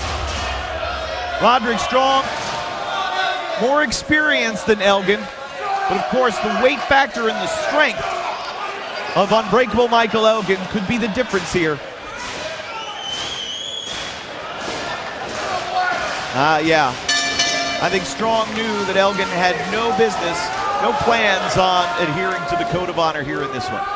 And it was, of course, ROH matchmaker Nigel McGuinness who said that no Truth Martini here at ringside. In fact, Nigel is going to join us for commentary for the tag team title match a little bit later on as Fish and O'Reilly, Red Dragon, go after the Briscoes. Taking up the left arm on Strong.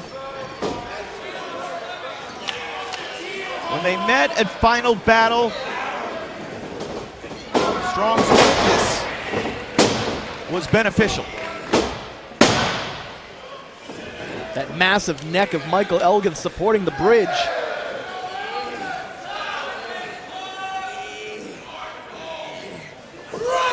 Surprised to see right out of the box, technical professional wrestling holds being exchanged between Strong and Elgin. Roddy wants to prove, like we always say, Roddy wants to prove that he's the best at everything. He wants to out-wrestle Elgin. Look at the quickness, though, on Unbreakable Michael Elgin. Roderick Strong can't match the power that Michael Elgin possesses over him.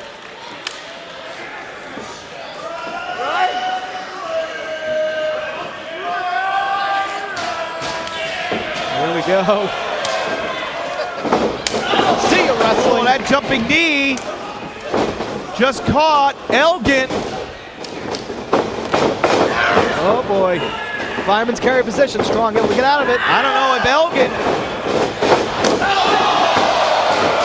dusted him with the back fist. Buckle bomb, which only means one thing. Elgin bomb. Nails him. Wow, just like that. The winner of the first fall, Unbreakable Michael Elgin. There will now be a 20-second rest period. It took Michael Elgin under 2 minutes to pick up the first fall over Roderick Strong. Let's take another look. The replay. The buckle bomb, the precursor. That power bomb can beat anybody. And look at the way Elgin quickly going after Roderick Strong. He's trying to roll as far away from Elgin as he can.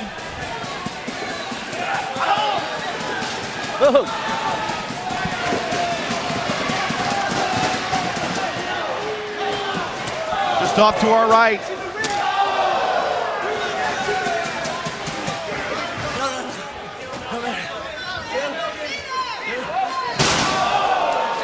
Shoulder first into the barricade.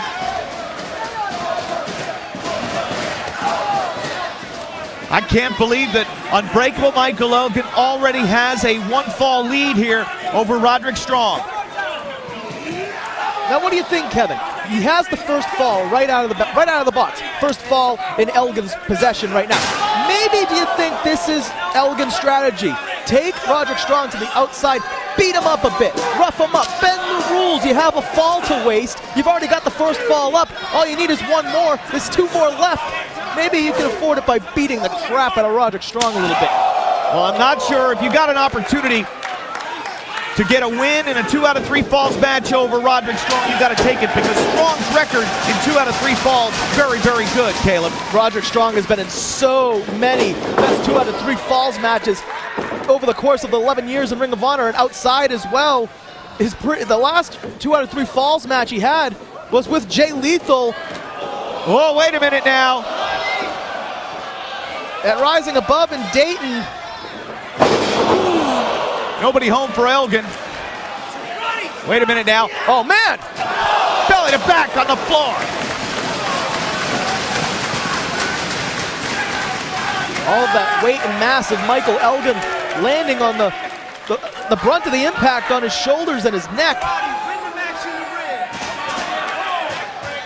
Yeah, let's remember that thin padding around the outside, just a mere hint, a suggestion of safety.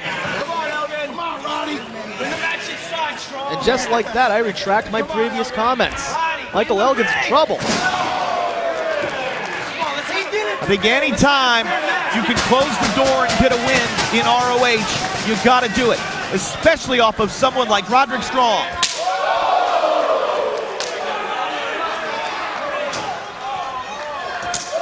I heard there's a great pork chop place not too far away from here, Kevin, but there's being some chops served on the chest of Michael Elgin. And so Roderick Strong, who trails 1 fall to 0, quickly,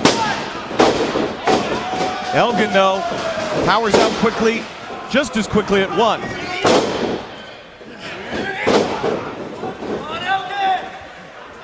I would imagine, though, that being down 1 fall so quickly has to change Roderick Strong's plans. He came into the match very cocky, very arrogant, got a very quick wake-up call. Well, he also scored with that knee strike, and Elgin's knees buckled. Roddy was unable to capitalize and get Elgin down. From there, the back fist, the buckle bomb, the power bomb, and Elgin's up 1 fall.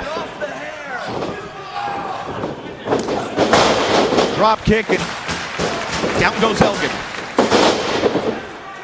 Strong kick out there on Roderick. Come on, Elgin!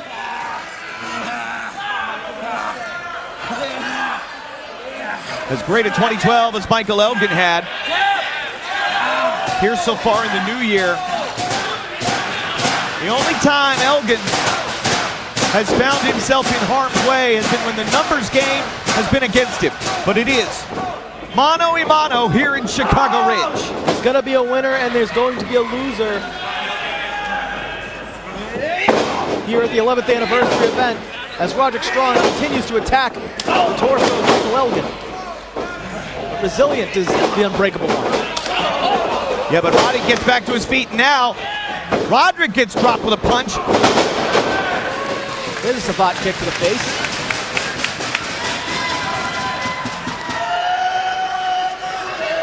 While Roderick Strong has more experience in a 2 out of 3 falls match, Michael Elgin has some experience of his own, and he knows how to survive one. Oh, man! Drive Strong down hard. Can Elgin make it 2 in a row? Right above us here, Michael Elgin going to the top. Strong cuts him off on the top rope. Roddy there now. I don't want to be right above us. These two guys.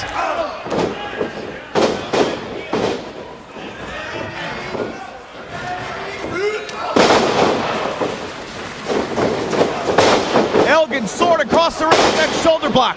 What tremendous force. Follows up with elbows, but look at Roderick. Cut.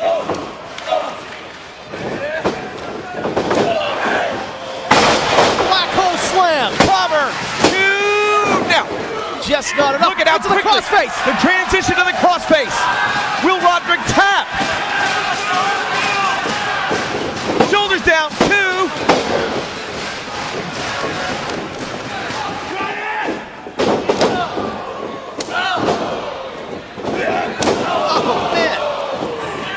Responsive a kick there. There goes Roddy, trying to change gears. Caught him. Look at this. Shock treatment. That backbreaker. Cover. 2. Almost 2 straight falls. Roderick Strong needs to fight like it's in the bottom of the 9th and it's 2 outs here in this 2 out of 3 falls match, Kevin. Well, Strong has fought. He didn't become a tag team champion, world television champion, and ROH champion. Triple Crown. Throughout his career without facing adversity. Tough time for Roddy here. Buckle up. Wait a minute. Nope. Countered out. That enziguri connects. Ooh, that jumping knee. Shades of Dory Funk Jr. with that running elbow. Drops him down again on the neck and shoulders. 2. No. Unable to even it up in 1 fall apiece.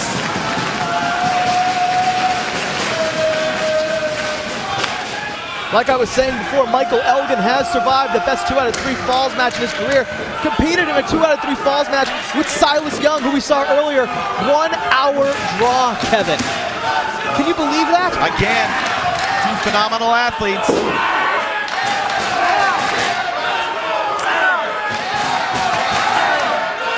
We're seeing 2 phenomenal athletes in the ring right here, too. Oh, no. This time Strong catches. Wait a minute now. Counter, roll through. Super kick scores. 1, 2, no.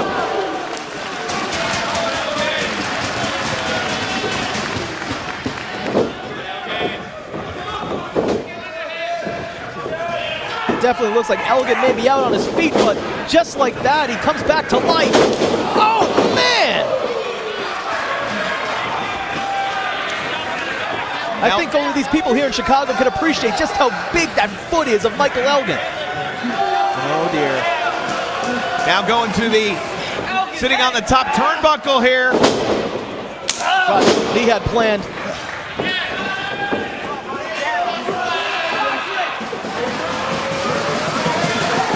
Backbreaker! Down across the turnbuckle. Textbook got him! Strong. 2, 3. It's 1 fall apiece. The winner of the second fall, even in the matchup, 1 Roderick Strong. So 20-second rest It will now period. be a 20-second rest period. Take a look at the replay, Kevin. Never deny how strong of an athlete Roderick Strong is. Look at what he was able to do, delivering the backbreaker and evening his 2 out of 3 fall match at 1 apiece. Well, it wasn't quite 20 seconds. Roderick didn't want to wait. Yeah, he smelled blood in the water and he's attacking. Double knee gut buster. Over just as quickly as it. No!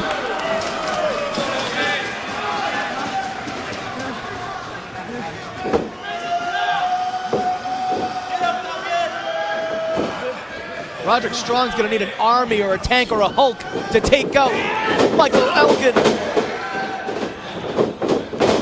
Under the clothesline. Crucifix.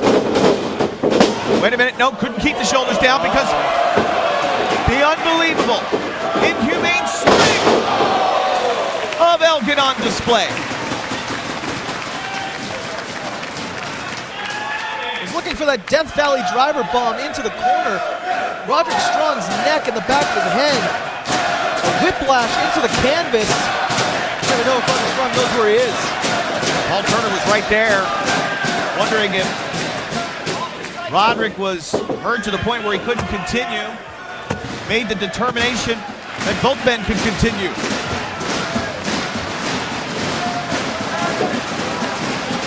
So now back to the corner again, right above the announce position.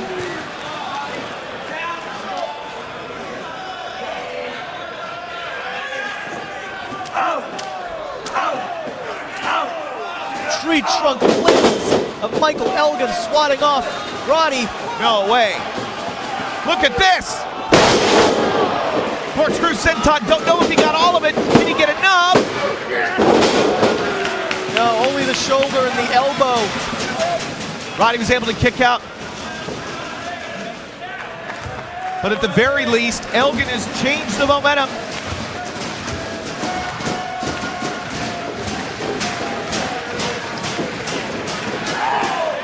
Deadlift, bridge. Very smart of Elgin to keep a Maintains hold. the waistline. Second time. Strong kicks out again. Elgin can't believe it. 2 deadlift Germans.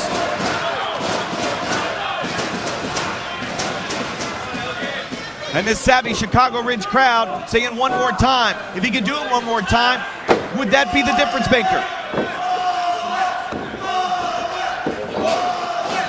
A difference maker that is not Truth Martini, something that we are not used to seeing. Truth Martini, of course, looked to repair the House of Truth. Irreparably damaged, though. Wait a minute now. Deadlift superplex. Wait a minute. Strong able to slide out of it. And now catches him. No way. Powerbomb. 1, 2. Elgin kicks out.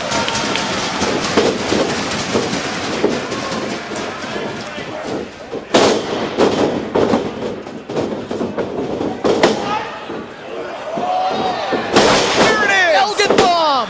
2. No. Oh, he kicked out. Back to the crossface. Center of the ring. He taps. Roderick Strong taps. Who to the third fall by submission and the match. Unbreakable Michael Elgin. Well, if the first mission of 2013 was to get past Roderick Strong, Unbreakable Michael Elgin has done it. Unbreakable Michael Elgin wins the 2 out of 3 fall match.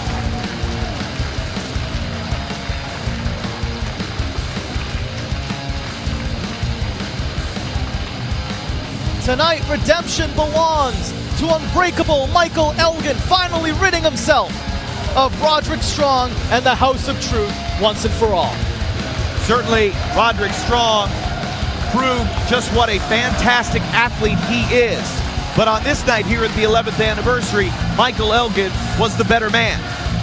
Continuing on, talking about Truth Martini, the fact that Matt Taven won the Top Prospect Tournament, not a total shock, but the real surprise came with the fact that he won that crown and earned the World Television title match against Adam Cole when he aligned himself with Truth Martini.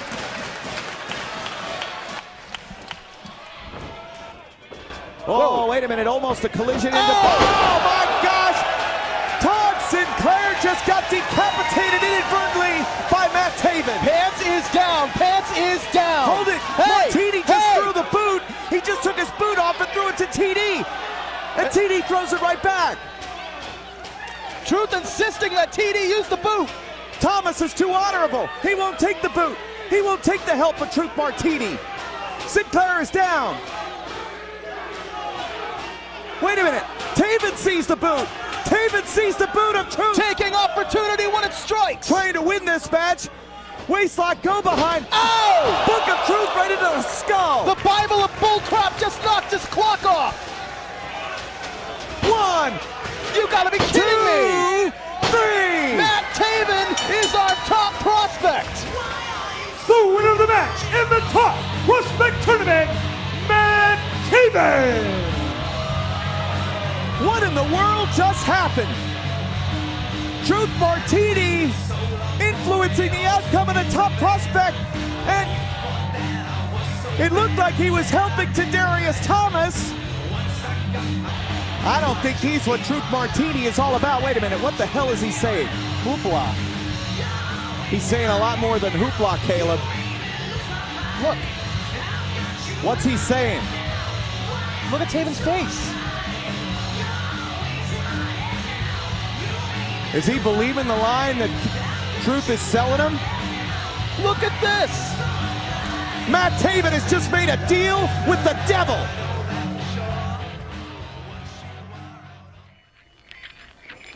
It's very arousing how things just happen to fall into place. When Matt Taven took it upon himself and took advantage of an opportunity, I knew right then and there that he has it. He has the hoopla running through his veins. Matt Taven led by Truth Martini. We're a match made in heaven. Or hell. The HOT, we are too hot for TV. And as I stand before you with my book in my hand and my shiny big balls in the other, I say to you this. Ladies, gentlemen, hoopla hotties, hell, everybody, sit back and relax and take your pants off because it is time to get off.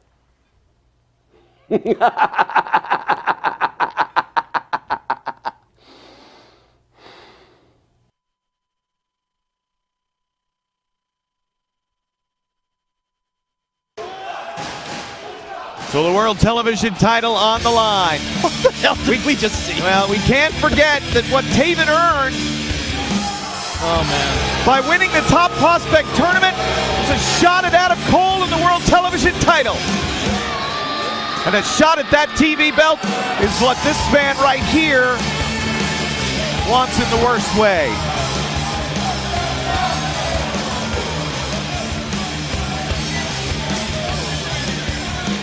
We had talked about Matt Hardy perhaps joining us for commentary.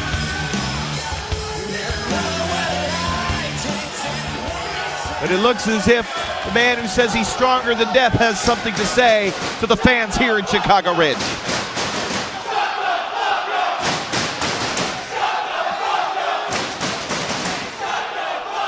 Ladies and gentlemen, once again, the wrestling icon, Matt Hardy, has overcame the odds. That jealous little man, Nigel McGuinness, did everything in his power to stop me from getting an opportunity at the Ring of Honor television title. He put obstacles in front of me. He made me jump through hoops, but he has failed. And like always, I defied the odds. Adam Cole's next television title match is against me.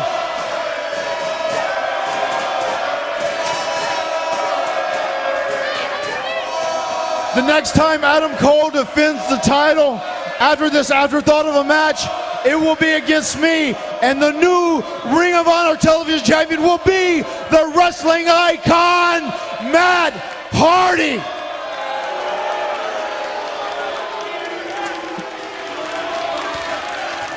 Well, we'll see what happens, of course. Hardy's matchup with Adam Cole for the television title scheduled to take place here in Chicago Ridge tomorrow afternoon. Part of a huge Ring of Honor national television taping. Matt Hardy taking us up on our offer to join us for color commentary. Matt, welcome to the 11th anniversary. Your point very well taken.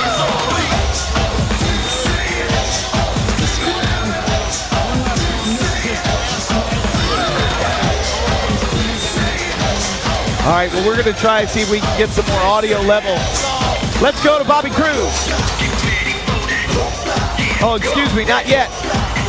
Let's go to something else besides what's going on. Oh, my God. Well, as this is a title match, what in the world is Truth Martini wearing or not wearing?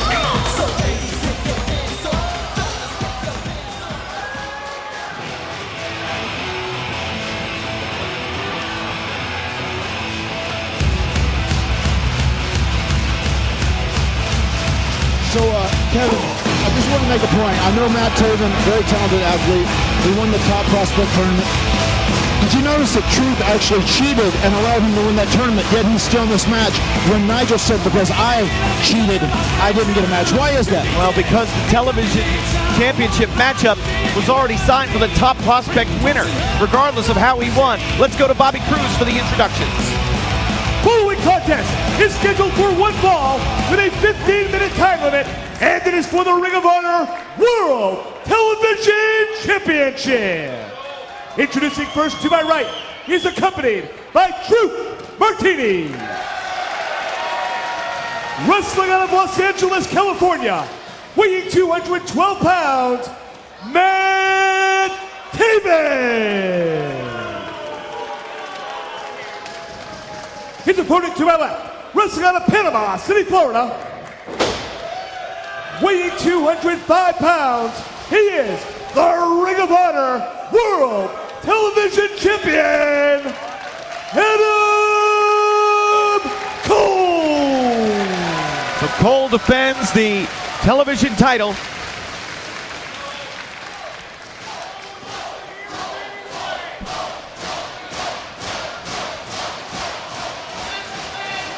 Let's go to the tail of the tape if we can. Before this championship contest gets underway, Todd Sinclair presenting the title. Adam Cole against Matt Taven with Truth Martini. Taven, the newest member of the HOT. You know, Kevin, but the point I was making earlier, you don't see Nigel's prejudice towards Matt Hardy? Well, I understand you're making a point. I understand that you're making a point, Matt, and it's a fair one, but again, how Taven won the tournament didn't predicate on whether or not he got this title opportunity. As we take a look at the tail of the tape, they both made their pro debut at the same time. The height edge for Taven, but the experience factor and walking in as the champion certainly favors Adam Cole.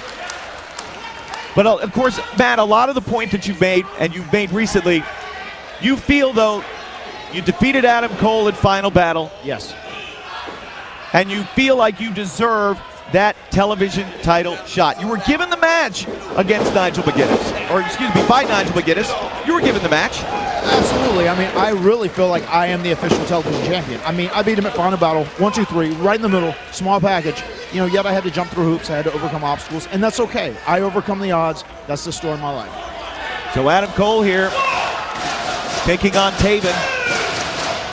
You know, and I'm going to say Adam Cole's good. I mean, to be able to be in the ring with me and have a competitive match, you've got to be talented. He's a good kid.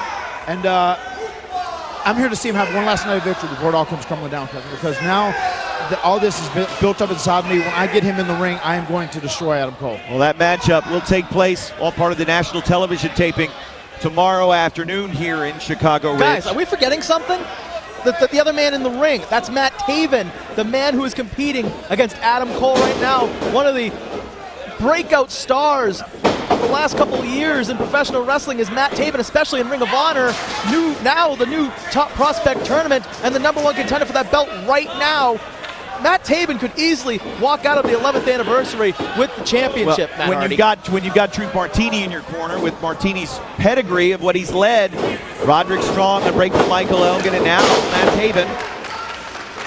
But of course, Adam Cole, Taven walked right into the inverted atomic drop there. Oh man! Neck breaker, and Cole drives him down hard. Martini even felt it. Casting a glance right down here toward you, Matt. Yeah, he's trying to come at me with that attitude. I saw his little promo, how he's mad. It's a brand new side of Adam Cole. Well, good. He's going to need that. Martini talking about hoopla, and Taven just sends Cole down to the floor. You did make a good point. Matt Taven is talented, but you know this whole thing, this whole situation, it's almost like it's like the food chain. You know, Matt Taven, he's an amoeba. Adam Cole's a fish, and I'm the great white shark. Well, Adam Cole just scored with the enziguri, and now Truth Martini was the one that was over there, cause of the distraction. Now this time, Truth Martini just pulled Adam Cole down. Taven's able to capitalize. If Adam Cole can't get focused in on what he has to do here with Matt Taven, he is in serious trouble with me. I mean, he has no chance of even less than 2 minutes with me. That television going on. Well, what's different about Adam Cole now since your matchup at Final Battle? It seemed as if Adam Cole was missing one thing, Matt, it's the fact that he might have lacked some of that championship toughness. Maybe you just brought that out of him. I did. I'm gonna take the credit. I'm making Adam Cole into a man. Oh, wait a minute now. Martini in hasty retreat. Adam Cole, if he snatches up. Oh, wait a minute, he never saw Matt Taven. Once again, he's not focused. I think you see a huge... Kelly, join on in. Take your pants. All right, that's enough out of you. I think you see the huge difference that Truth Martini is making for Matt Taven as well. You know, Matt Taven's got a lot of talent, a huge prospect going forward in Ring of Honor, but Truth Martini is really adding a lot to him right here. Well, Martini paid dividends, of course, for Roderick Strong. Ever the bridesmaid became the bride once he aligned himself with Martini. And look at Unbreakable Michael Elgin.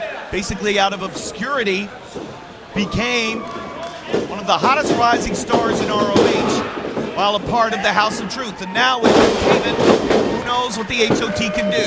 Backbreaker, outside leg hook, TV champ kicks out. And you can even see a little bit of the hoopla over the last couple of weeks have rubbed off on Matt Taven. He's traded in that flashy color scheme that he had on his tights, something that he was very recognizable for, trading it in for black and gray. Well, certainly it's a different demeanor, I think, for Taven as well, but is it enough here to secure the television title? Easier said than done. He's got suplex.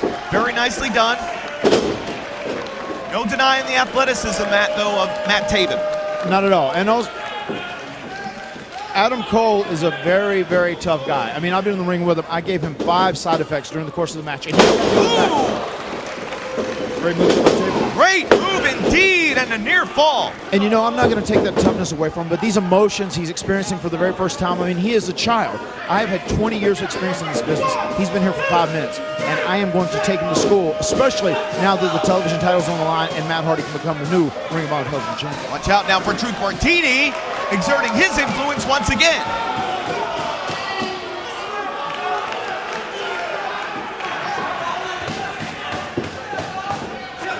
And it's going to take a lot. Adam Cole's resilient. Like I said, I can tell you that from experience, from being in the ring with him. But once again, both of you guys are talented, and neither one of them are on the same plane as a Matt. Cole just rocks Taven. Forearm smashes. Here comes the television champion now. He's kicking it into another gear. Take out that frustration, Cole. Take it out. Well, that great television title match forthcoming. Adam Cole and Matt Hardy. Wait a minute, 2. Of course, he's got to get past Matt Taven here. Near fall scored. You got to ask yourself. Wait a minute, look at this now. What do you have to ask yourself? What if Matt Hardy? What if Matt Taven defeats Adam Cole for the TV title? It could change everything. I mean, Adam Cole, he's so talented, he's so good. One of the few people that can beat him in Ring of Honor is me. So, you know, I'm out here to watch him have one last night of victory before I end it. It's not going to happen. Taven now. Jamming Cole back first. Matt, how much does it bother you that you apparently believe that Nigel McGuinness has no respect for you at all after everything that you've accomplished in your career? It bothers me a lot after all the sacrifices I've made in this business, all the contributions I've given to this business, and for Nigel McGuinness to treat me like this, like he's the king and I'm a peasant. Very disrespectful. And I can promise you, Kevin, Nigel's day's coming. Series of knockdowns there from Adam Cole, television champion now. Cook, every time Taven has put some offense together, Cole has had the response. Of course, it was last year at the 10th anniversary, Adam Cole got the biggest win of his young career. Pinfall victory in the tag team main event over Davey Richards. Up on the shoulders now. Backbreaker. Something to think about there, Matt. Your fall. And when you say that about Nigel too, Kevin, I just want to point out that I came here to Ring of Honor only to help Ring of Honor, to make it bigger, to grow the brand. Nigel McGuinness is really hurting my faith in Ring of Honor. I don't appreciate his lack of respect for me. Well, I think Nigel's whole point, Matt, is that he wants to see matches won with honor. I think that's what he wants to see. Does he want matches won with honor, or does he want more people? Does he want the product known better? What does he want? Drop kick out of midair. Cole, no. Taven kicks out. Well, you make a fair point. Of course, Nigel does want. You always got to find a way as matchmaker to balance what's best for business and what's also best for the spirit of competition in ROH. But I think he's trying to find that middle ground. It's never an easy decision to make, and you quite frankly, sir, have made it difficult. I think he's been biased, no doubt. I think Nigel is racist towards Matador. What? Now, wait a minute now. You can't making those claims. Here we go again. Suplex, no. Taven spins his way out. Oh, man, what a neck breaker. Cover. 2. Yeah. I'll be honest with you, guys. This is we're seeing a lot more from Matt Taven than I expected to see. He's giving Adam Cole a hell of a match right now. A lot of people said going in, of course, Taven, the real prize that he won was winning the Top Prospect tournament. The idea that he could come in and defeat Adam Cole would be quite a surprise, especially with your matchup forthcoming, already scheduled for the television taping tomorrow afternoon here at Chicago Ridge. Yeah, absolutely. He's really, probably trying to make a statement, saying, hey, don't look past me, even though everyone is looking past him. And this match is an afterthought in the big scheme of things, because box office is Adam Cole versus Matt Hardy, and that's going down tomorrow. So now, superplex attempt here. Adam Cole puts the brakes on it, though.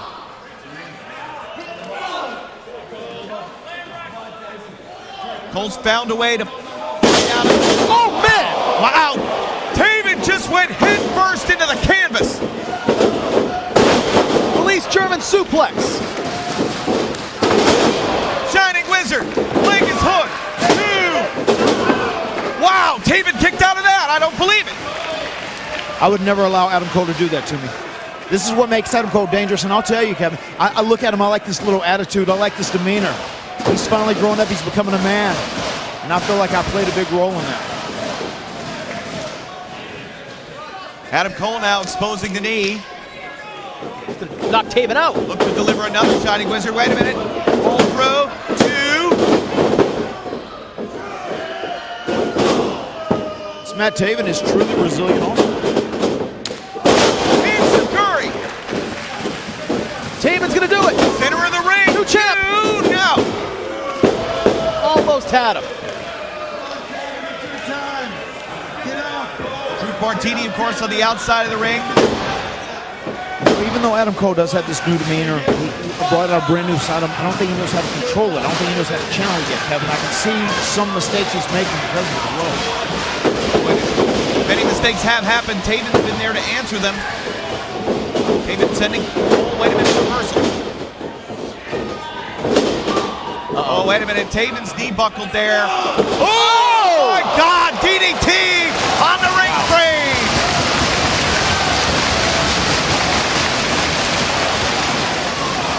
Wow. That's what Ring of Honor is about. That is what Ring of Honor is about. Well, now the important part. Rolling back in, get the 3 count. Taven's knee buckled. That allowed Cole the opportunity to deliver that DDT. But now he's got to put Taven away. Nobody home with the splash. You know, keep in mind, the more damage, the longer this match goes on, the more damage Adam Cole does to himself. That's just going to make my job all the easier tomorrow.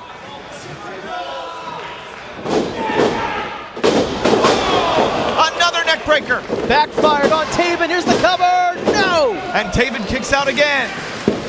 Now we're going to the figure 4. I'll be honest with you too, Adam Cole's figure 4 is very painful. It's as painful as the one Ric Flair did. Everyone knows he's the master of it. Adam Cole has really got this down to a science. Because I lived and survived in this during Final Battle, and it is painful. Can Taven get to the ropes? Truth Martini trying to direct him, and he does. Gets to the bottom rope, forces the break. Cole will have to let go of the hold before Taven can tap out. Nature Boy Ric Flair put Ricky the Dragon Steamboat in that very same hold in this same city almost 30 years ago. Matt Taven able to get out of that figure 4 leg lock, keep this match going. Here we go again. Second time, no.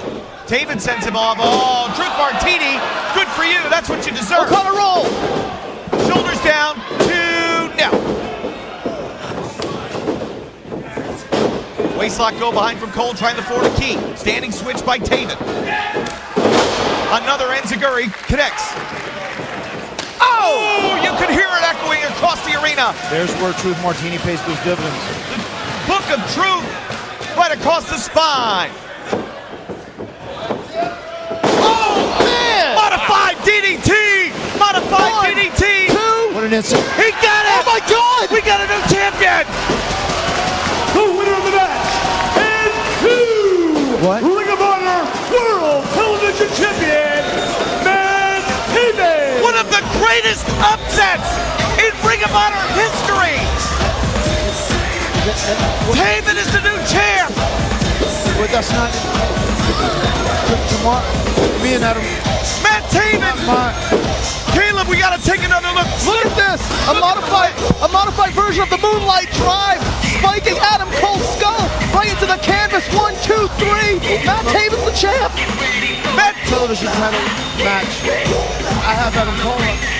Well, Matt, I understand. Listen to me. Look at the celebration here with the new champion. Oh my. Well, that's after everything. Right, Matt, I understand that. I think if I were you, I'd maybe try to get some clarification.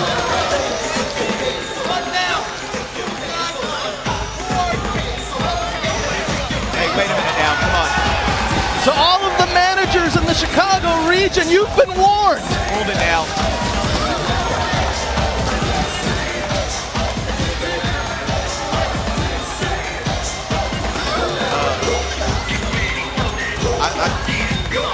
I don't know what.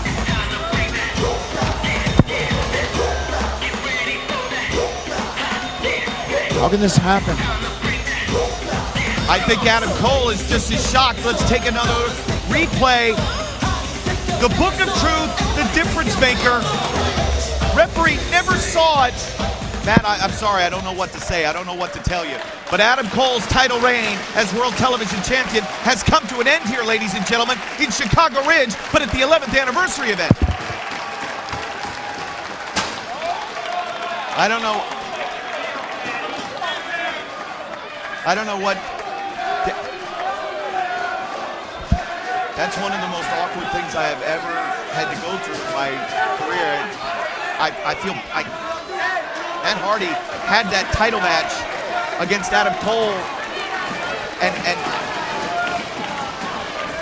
you know, perhaps the story of this match is the upset. I mean, we can't forget about the fact that one of the greatest upsets, Caleb, in Ring of Honor history has just taken place. It's shocking, but I tried to tell you guys you couldn't underestimate Matt Taven and the Punani Predator Truth Martini. I think we've all learned a lesson here is that you can't look past anybody, and of course, you know, the second of three title matches forthcoming in moments. The Briscoes defending those tag team titles against Fish and O'Reilly, known as Red Dragon. Let's take a look at some words. Both teams, it started with a tag team gauntlet victory for Red Dragon. Oh! The kick to the head followed by a brainbuster. 1, 2, 3. Got him! Bobby Fish and Kyle O'Reilly will be the next challengers for the Briscoes and the World Tag Team titles. We got the big one March the 2nd in Chicago. The anniversary show, them boys versus Bobby Fish and Kyle O'Reilly. Bobby Fish, Kyle O'Reilly. Y'all boys say y'all know everything there is to know about the Briscoes. Hey Bobby, did you know the Briscoes are the most decorated tag team in ROH history? Well, ain't that something? But this is 2013. This is our year. I'm gonna tell you something. Now I know a thing or two about fish myself. Salt water, fresh water, it don't matter. What they call an ichthyologist. That's right. Go look it up. Jay Briscoe, I would love to call you the brains of the operation. I never heard of an O'Reilly fish in all my days. But that would be an oxymoron. Now pass a message for me onto your brother, Rooster, Cock, Chicken. Let him know, don't bring that redneck kung fu crap to Chicago. When we do catch a fish, we take that sumbitch by the string, we sling it on the concrete and kill his ass. Come Chicago with the anniversary. Our O'Reilly Fish, whatever the hell y'all want to call yourself, we plan on doing that same thing to y'all boys. And Briscoes, your 8th title reign is going to be sadly short-lived. So the World Tag Team titles on the line. 8-time champs, the Briscoes defend against Bobby Fish, Kyle O'Reilly, the team known as Red Dragon. This arena still buzzing. The fact that Matt Taven has upset Adam Cole to become the new World Television Champion. The party's going to be awesome tonight, but moving forward, tag titles are on the line, Kevin. This is a very important contest. Well, it doesn't get any bigger than this. Red Dragon, of course, they came together. The leadership of Bobby Fish, I think, has paid great dividends for Kyle O'Reilly. The tag team gauntlet victory earned them his title shot. Can they make the most of it and unseat them boys?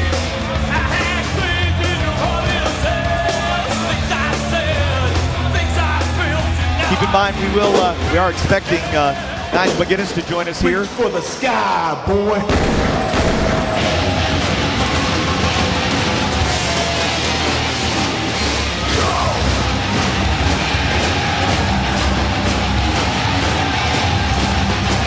As Nigel said so many times, Jack Daniels Violence, the 11th anniversary,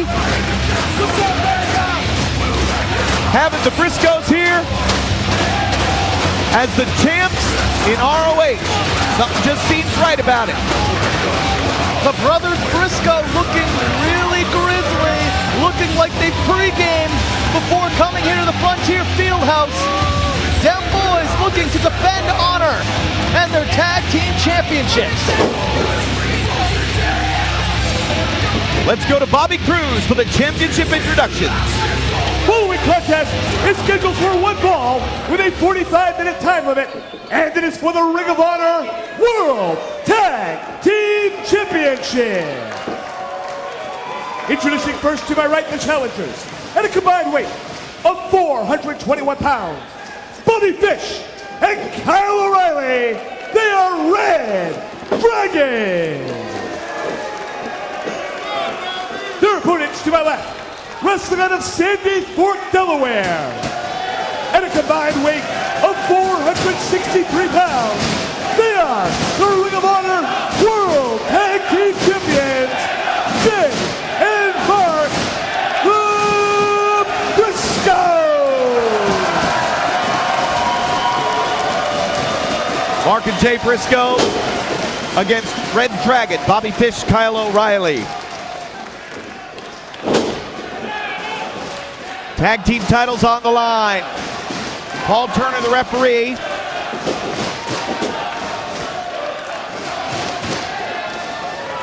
Last year at the anniversary event, Kyle O'Reilly on the losing team in the main event. 2012 was a year of Great change and turmoil with O'Reilly. Seems to have found the winning formula here with Bobby Fish. Let's go to the tail of the tape if we can, because it's a great time. You can really see the difference between the two teams, the experience factor. Well, they adhere to the code of honor. Brand new team is Red Dragon. Fish has a great deal of experience, but no way to match the experience of them boys. There's still no sign of Nigel McGuinness, so we'll get underway. We call for the bell. Kyle O'Reilly starting off with Mark Briscoe.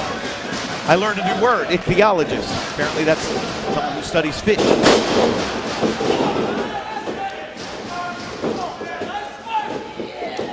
Kyle O'Reilly and Mark Briscoe starting it off here. Tag team championship match. Side headlock once again applied by Mark. Multi-disciplined athletes are both Fish and O'Reilly.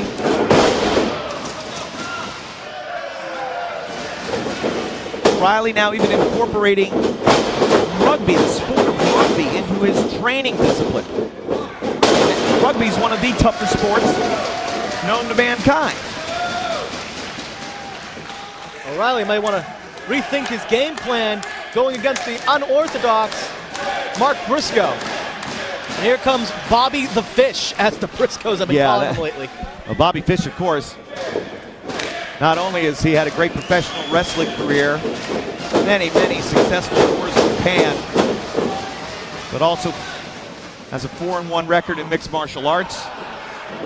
Golden Gloves boxing as well. From upstate New York. Trained with Harley Race. Hey. Oh, hey, Nigel, go ahead. Please put the headset on and use the handheld microphone, because we're having just a little bit of audio issue there with the headset. Fantastic. Okay, can you hear me okay, guys? Yeah, we can. Thanks for joining us. I have a feeling I have a feeling why you were late. Yeah, well, you know, I've been in the back there watching, paying attention, and Matt Hardy came back with a face like a slapped ass, saying I deserved that title shot. Yeah. What are you going to do now, Nigel McGuinness? You know, I can't change the match. I can't change the decision. Otherwise, I'd change some of his decisions. Bottom line is, when he wrestles tomorrow, Adam Cole, obviously the title can't be on the line, but the winner of that match will get a title shot with whoever is the television champion at Supercard of Honor. All right, there you have it. So Supercard of Honor is, boy, there's a lot on the line for that matchup tomorrow, but boy, I mean, Nigel, I don't know if you could see it here, but the look on Hardy's face, it looked like somebody had stolen Christmas from him when he realized that Taven scored one of the biggest upsets in ROH history, unseating Adam Cole. One of the most shocked individuals in the entire arena. I mean, he had the game plan ready to go, and someone pissed in his cereal. Now Bobby Fish went after Jay Briscoe. The good thing about me coming out here is I get to watch the world title match right here ringside. Series of jabs from Jay.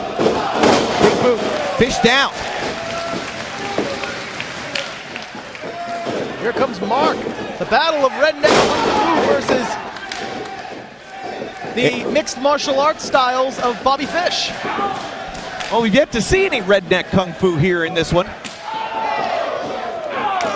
But it is the 11th anniversary, and Nigel, I know it's great when you see the Briscoes. They're synonymous with everything that ROH stands for throughout this company's great history. Well, they've been here since day one. Hasn't always been easy with Mark and Jay. They haven't always made life easy for those that are making the matches here. They sure haven't. And they definitely have done things their own way since day one in ROH. Haven't made things either for their dear mother as well. She's an angel. Yes, bless her heart. Yes. Shout out to Papa Briscoe and Uncle Jethro as well. Yeah, big shout out to all the Briscoe fans that are watching tonight in Sandy Point, Delaware. Vertical suplex to float over. Fish kicks out at 2.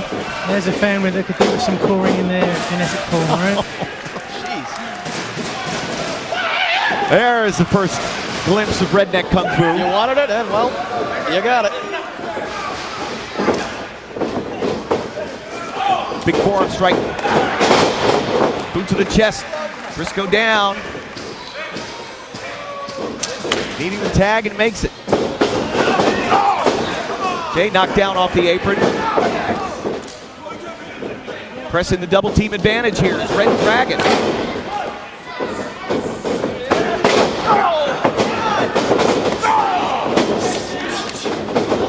Look at this. Hillsborough backbreaker into a knee strike from the middle rope. Turner being very lenient here with that 5 count. I did have a word with the referees before the show tonight. I said you've really got to make sure that these rules are enforced. Well, it is always, of course, one of the great debates that we've had numerous times about how much leniency the referee gives, especially in championship contest night. It is a tough spot for the referee to be in. These athletes will do anything it takes to win on both sides. Tag is saying to Bobby Fish, wait a minute. Oh. Bobby Cruz down there in a dangerous position. Oh, look at that. I don't know if Turner caught that, did he? Bobby Fish kicked the leg out right from under Jay Briscoe on the apron. Probably.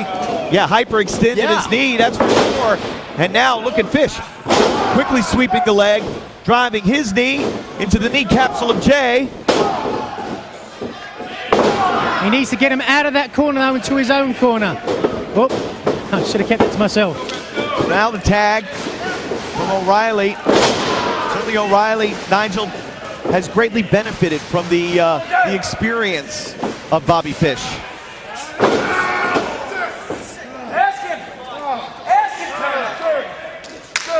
Another tag. It seems as if Fish, Nigel, is a bit of a calming force in O'Reilly, who has a bit of a tendency to be a raw, open nerve at times. Well, somewhat. I mean, he's a young guy, is O'Reilly, and his very first day here in Ring of Honor, having Davey Richards in his corner, he always looks for that father figure, and I certainly think that he sees that in Fish now. Dragon screw leg whip, and Jay, can he get over the tag? Very close. It could have been a huge mistake. Just the one sweep of the leg from Fish, that opened up this door of opportunity here. Now, Fish and O'Reilly have been using a particular combination as a finisher, correct? They have believe if they landed, they said they would like it to be called Chasing the Dragon. And if you haven't seen it, folks, trust me, if they can hit it. Oh, wait a minute now. Look at Bobby Fish behind the referee's back. Textbook Bobby Fish offense. We've seen that in Japan and all over the United States. Cover 2. He kicks out. You wonder now with that injured leg, are they going to stay on the leg? Are they going to focus on that and perhaps try and get a submission victory? Or are they going to go back to the game plan, plan A perhaps, and try and work towards their finish? Very well being, of course, Bobby wounded himself by executing that diving headbutt and had to quickly get back to the corner. Sacrificed his own body for a brand new tag team. Fish and O'Reilly are tagging in like they've known each other forever. And that, you make a great point, Caleb, because I think that this team has been working behind the scenes for a while, Nigel. That's something that's been rumored that these two, this didn't happen by accident. Yeah, there's no doubt about it. I mean, they've trained MMA together. They've got very similar styles. And that's arguably why they've moved up the ranks so quickly here in Ring of Honor. Well, Bobby Fish had made the point in the commentary provided for a recent event in Milwaukee that the type of athletes that he and Kyle are, it's a very small circle. And so, of course, Fish and O'Reilly did know each other, and they trained in jiu-jitsu together, various other disciplines. Of course, athletes like that, they do run together. Look at that. But again, how long has the professional wrestling training been going on? How long had this been brewing? The injured leg of Jay Briscoe, you can see he is weakened and wounded here. Wait a second. Hold out. Oh! Went for the drop kick, Jay there, desperate times. Mark flies and knocks Fish down. With both members of Red Dragon down, Jay needs to just crawl over, tag his younger brother. Gotta make it. And he does.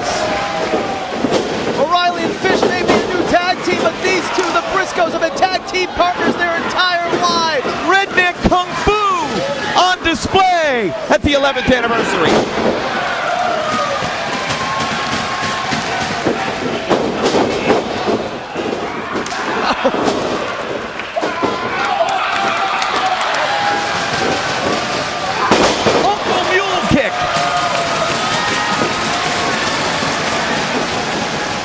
Watch out from behind. Blocks Bobby the Fish's kick. Oh! Knee to the midsection.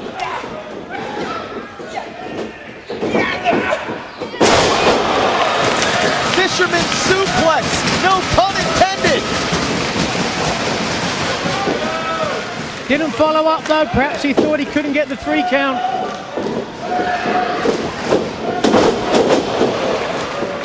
Mark Briscoe so quick.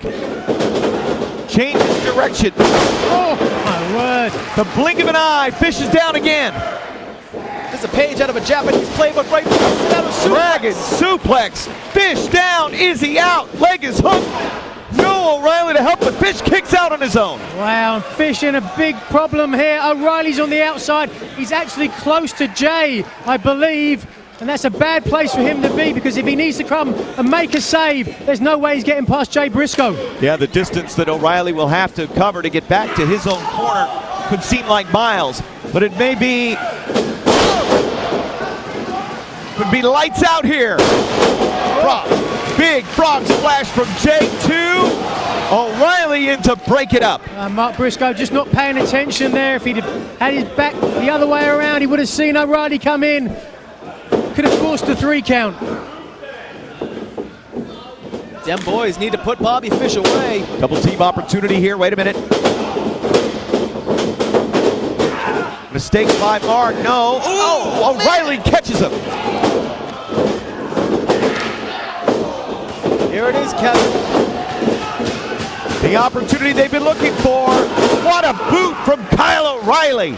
Fantastic. And you saw there how Fish sat Jay Briscoe up to make sure that O'Reilly could get the maximum impact from that kick. Jay's left knee. Still weakened. Total elimination. Will this do it? Could be. No, he kicks out. But this is what it's going to take. If anybody can ever beat the Briscoes, you have to push that advantage. Double team maneuver after double team maneuver. Make sure you concentrate on one of the tag team partners. Keep the other one on the outside and inert. Fish had to change directions quickly. Oh, and paid for it.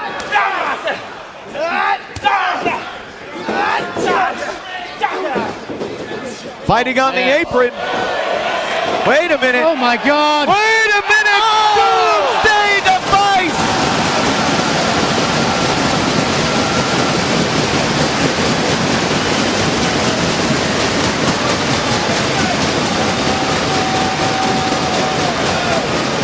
The Briscoes signaling that that's it, but in my mind they threw the wrong guy in the ring.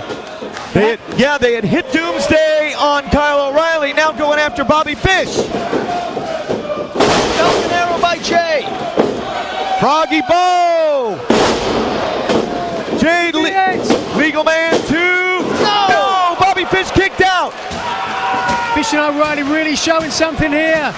Championship pedigree.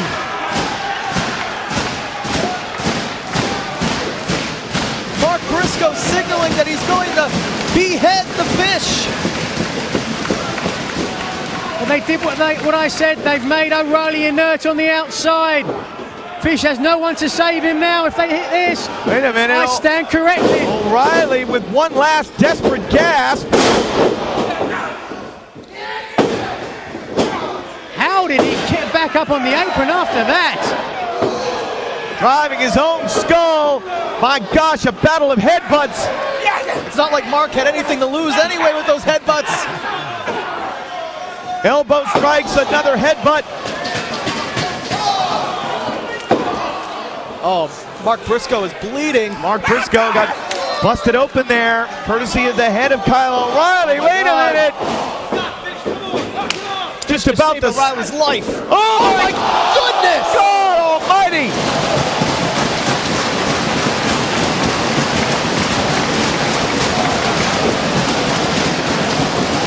Mark Briscoe just got wiped out.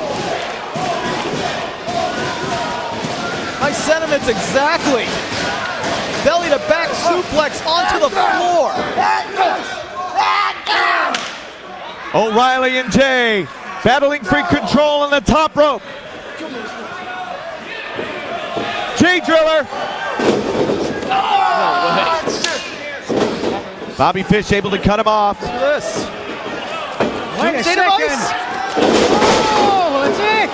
Doomsday device. Could they be beaten by their own maneuver? No way that was going to happen. Well, now they really have to push that advantage. Mark Briscoe on the outside, he could be out. If they hit their finish here, is this it? Are they chasing the dragon? Yes, they did. Will this do it? Could it be 2? Yes! We have got Again! new tag team champions. Wow. Are you kidding me? Well, we mentioned it at the beginning. Here it Chasing is. the dragon. On the replay, Fish with the kick. O'Reilly, brainbuster. Fish follows up, set it, and forget it. We have new tag team champions. Lightning strikes twice here at the 11th anniversary event. In back-to-back title matches here at the 11th anniversary. Nigel, thank you very much for joining us. Kyle O'Reilly, Bobby Fish, our new Ring of Honor World Tag Team Champions. Can you believe what's going on here tonight, Kevin?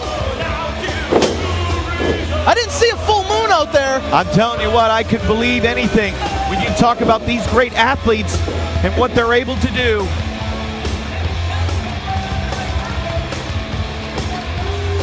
Well, the Briscoes' 8th reign as tag team champions have been ended by the team of Red Dragon. And now,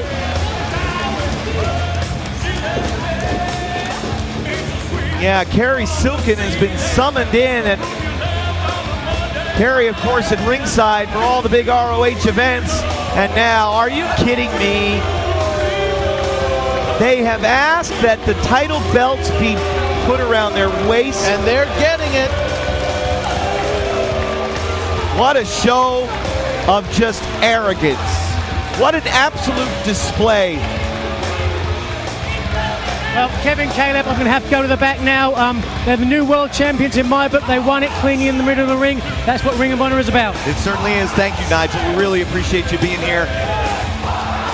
Ladies and gentlemen, the winners of the match and new Ring of Honor World Tag Team Champion, Red Dragon. If it wasn't clear before, Kevin, it's clear now. 2013 is the year of the Red Dragon.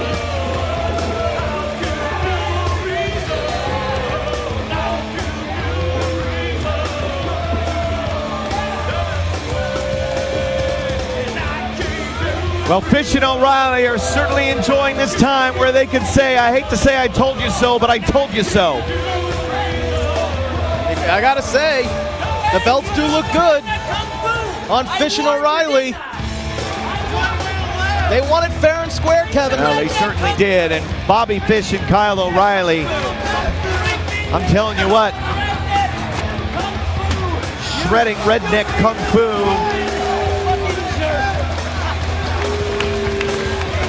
Congratulations to the new Ring of Honor World Tag Team Champions, Bobby Fish, Kyle O'Reilly, Red Dragon. So titles have changed hands in back-to-back matches here at the 11th anniversary event. We have one more match to go, and it is for the Ring of Honor World Championship. Jay Lethal challenging Scum's Kevin Steen. So much on the line with this championship matchup. Caleb, we know that Scum's plan is to destroy Ring of Honor once and for all. If Lethal can unseat Steen, perhaps we can quiet that once and for all. They're trying to destroy Ring of Honor once and for all, but they can't do that unless they kill the man with the killer instinct, and that's Jay Lethal. We'll find out what happens. Of course, our world title match is up next. Of course, Jay Lethal, Kevin Steen, war of words. Steen had a contractual element that Jay Lethal had to convince Steen to overturn, and he did that recently. Let's take a look at how this matchup got to the 11th anniversary. Lethal will main event against Kevin Steen for the Ring of Honor World title, and how convenient it would be if Scum is able to derail this red-hot challenger, focused and driven to get a hold of the gold. Wait a minute! Hey! Not again! Rhino! Jacobs holding on to Lethal's leg! Hold it! Wait a minute now, Kevin Steen is down here, 4-on-1!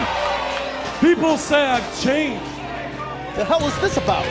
I'm giving you a title shot, even though I don't have to. Is Kevin Steen preventing Jay Lethal from being Gort? What? You deserve it, because truthfully, you're the one who got rid of Jim Cornette. What the hell is going on as we head to the 11th anniversary? And you know what I've realized? Since Jim Cornette's departure, I care about this company, and I am proud to be Ring of Honor World Champion.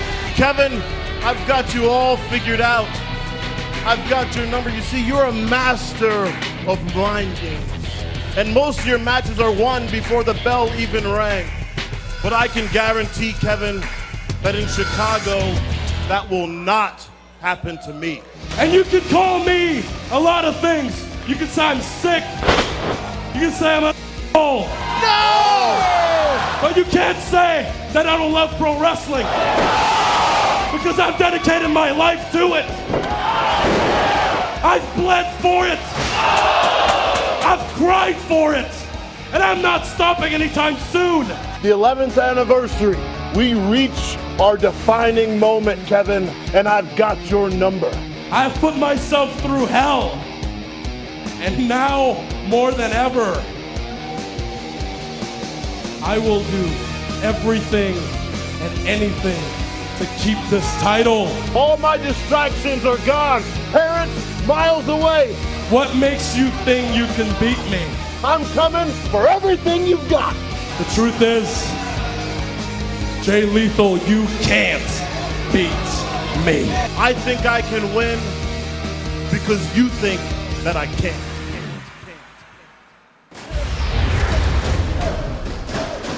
For the Ring of Honor World title on the line, Kevin Steen defending against Jay Lethal. Down here at ringside, joining Kerry Silkin is the COO of Ring of Honor, Joe Koff. Championship matchup. It's great to see Ring of Honor's past with Kerry and, of course, the present with Joe. I don't think it would be ROH without Kerry Silkin, that's for sure. And Jay Lethal has been a part of this company for so long. But can he finally do the one thing in his career that has eluded him? And that's to become the top man in ROH, become the Ring of Honor World Champion. What kind of emotions, Caleb, do you think Jay's feeling right now? You think he's channeling Rahway, New Jersey, Kevin? That now infamous incident that forever changed the landscape of this company. Or does he have to put those thoughts of what happened with his parents and Kevin Steen in the back of his mind? Does he have to avoid going to that level? Or is that what has fueled his fire sufficiently enough to unseat Steen and to become the next Ring of Honor World Champion? Definitely at a crossroads is Jay Lethal here tonight.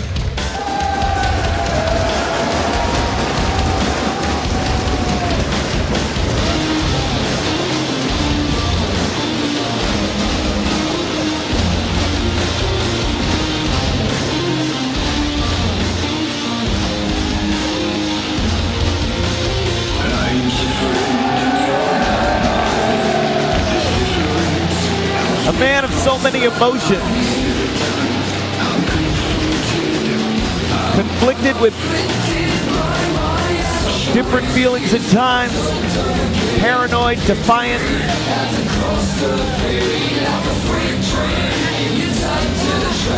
but obscenely talented. He is the Ring of Honor World Champion not because he has fans that like him. He is the Ring of Honor World Champion because he's the best wrestler in the world today.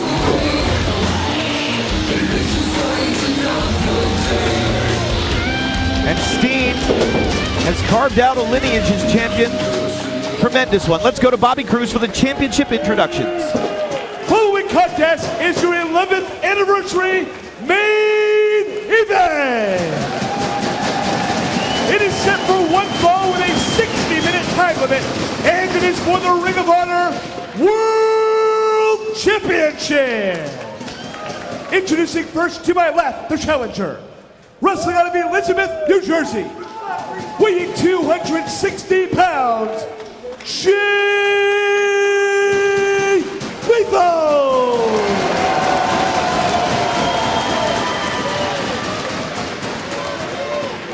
His opponent to my right, wrestling out of Maryville, Quebec, Canada, weighing 269 pounds, he is the Ring of Honor World Champion, Kevin Steen!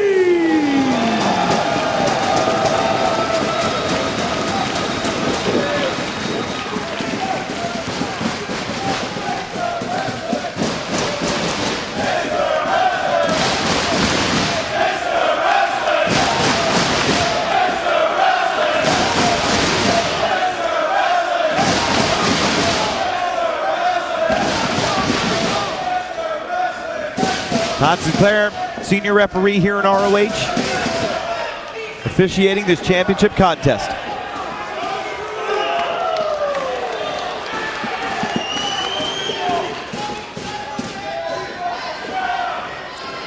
Calling for the code of honor. No way. Well, again. Now Steen looks like he's gonna. Steen looked like he was willing to adhere to the code of honor. He's not willing to. Lethal waves it off. And here we go. Kevin Steen, Jay Lethal, Ring of Honor World title on the line. It's on here in Chicago. Or Steen out here by himself. No scum running mates as they slug it out the center of the ring.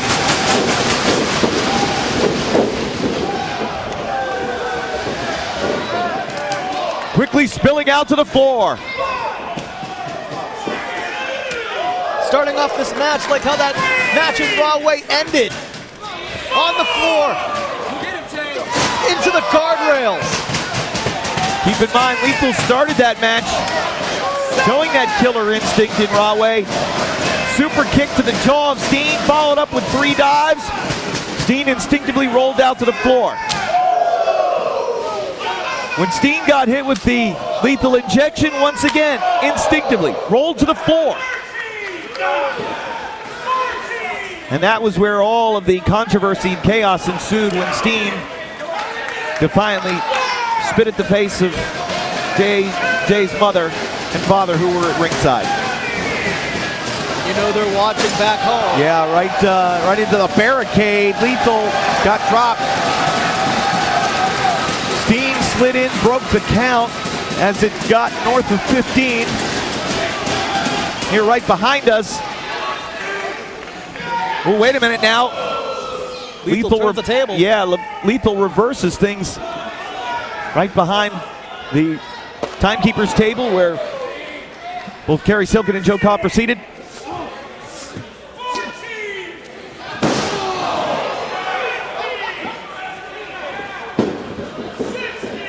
Lethal's in, gotta watch the count, Steen. He is ever aware. Drop toe hold. Steen across the second rope.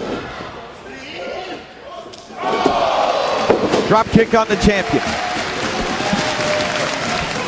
Jay Lethal knows what it's like to be a champion in Ring of Honor. Cover.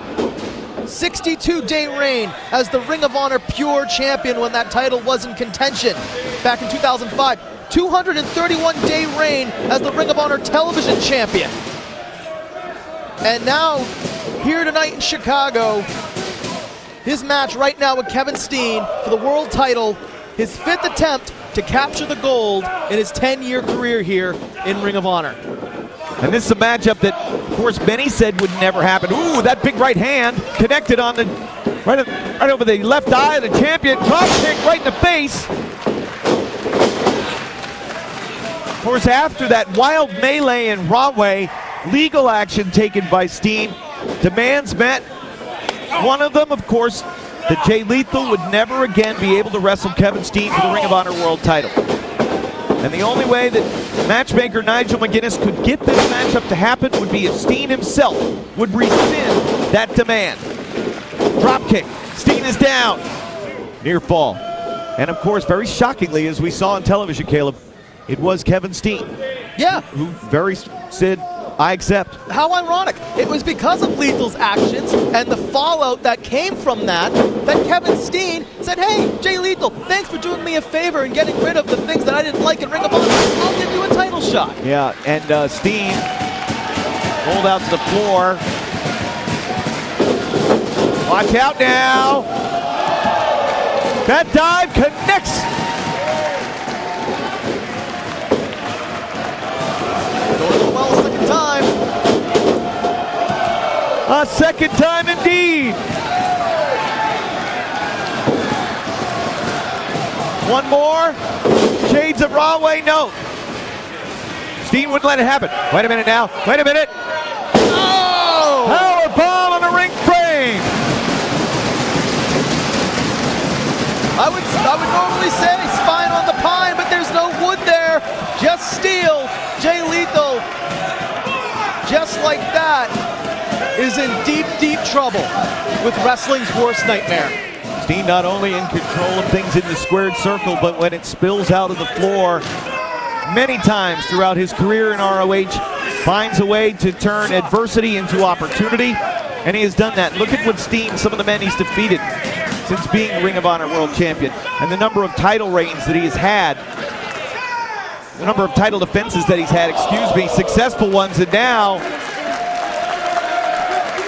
Steen has had more successful title defenses of the ROH World title than any other champion since current matchmaker Nigel McGuinness held the belt from 2007 to 2009. He's starting to get into some rarefied air in terms of the numbers, Caleb, right? Absolutely, and he's defeated 4 former world champions during this reign, knocking out Eddie Edwards out of title contention at Defy or Deny in Milwaukee. Steen would be the longest reigning champion in ROH history if he were to retain the title for one more calendar year, Kevin. Can you imagine Kevin Steen as Ring of Honor World Champion with Scum for an entire year? I think that speaks to just how great a champion Samoa Joe was, and there have been some great, great champions. He is an expert. Wait a minute now, Steen, as we've seen so many times throughout his ROH career. Steen is definitely closing in on that 1 year mark as champion, and it's been a year of pure hell, if you will. Well, everything that Steen has wanted to do, he's been able to accomplish. And now, of course, surviving ladder war at Final Battle, defeating El Generico, retaining the title. It's a bit of a different demeanor that we've seen with Steen since that title match in December. As mentioned before on Ring of Honor TV, Kevin Steen took a vacation to hell with El Generico back in December when we were last on iPay-Per-View, when he pulled that brand new Ring of Honor World title down from the ceiling and retained his title. Kevin Steen has definitely not been the same, but in many aspects, Kevin, he's a more sportsmanlike, but that's not sportsmanlike at all. Jay Lethal's fighting Kevin Steen. And Lethal thinks it's mind games from Steen, and they're back to where we started with a slugfest at the center of the ring. DDT! Just like that, Lethal's back on his back. Yikes. Here we go. Cover. 2. Lethal kicks out. He's waited for so long, Kevin. Months for this opportunity to get Kevin Steen back in the ring for the world title. I don't know what Jay Lethal's game plan was going into this match. Maybe hit him hard and heavy and fast in the opening. Look at the way Steen is just standing on the hand of Jay Lethal as we see another shot of Ring of Honor COO Joe Koff and Kerry Silken both down here at ringside for this championship match.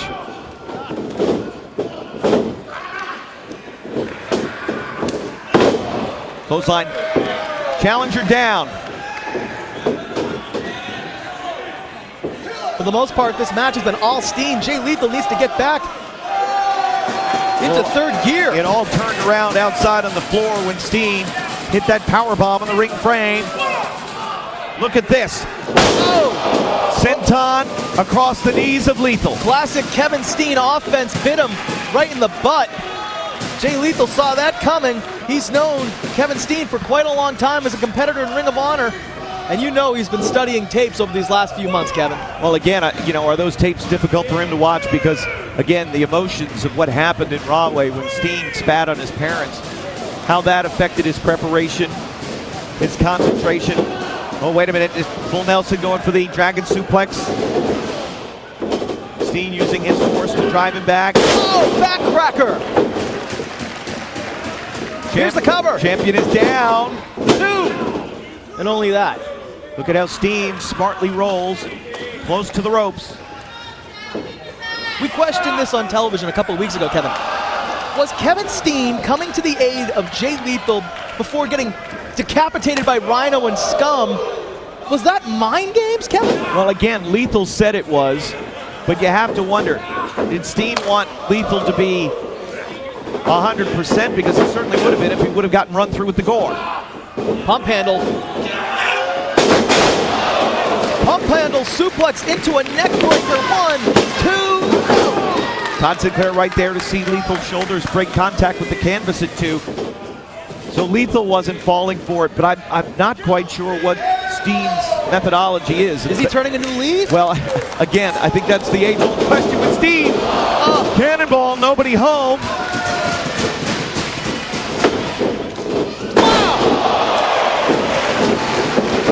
Not all of it. Is it enough? That impactful neck breaker stunning the champion, but not long enough to get the 3 count. Great lift that Lethal had, really wrenching the 269 pounds of the world champion up in the air. I think Lethal just signaled for the lethal injection. Of course, it was here in Chicago Ridge that Lethal captured the television title. Yep. Oh, no. Oh, wait a minute. Todd Sinclair just got kicked inadvertently. Lethal's legs swung around. Handspring. Lethal injection. The lethal injection. We're going to have a new champion. Come on, Todd, get up. Lethal injection on Steen. Cover. No referee. Wait. Hold it. Jimmy Jacobs with a new purse. Jimmy Jacobs is down here. Carino conspicuous by their absence at the beginning are out here now, and with Todd Sinclair down, oh, no. Wait a minute, the God's hook and the spike pile driver.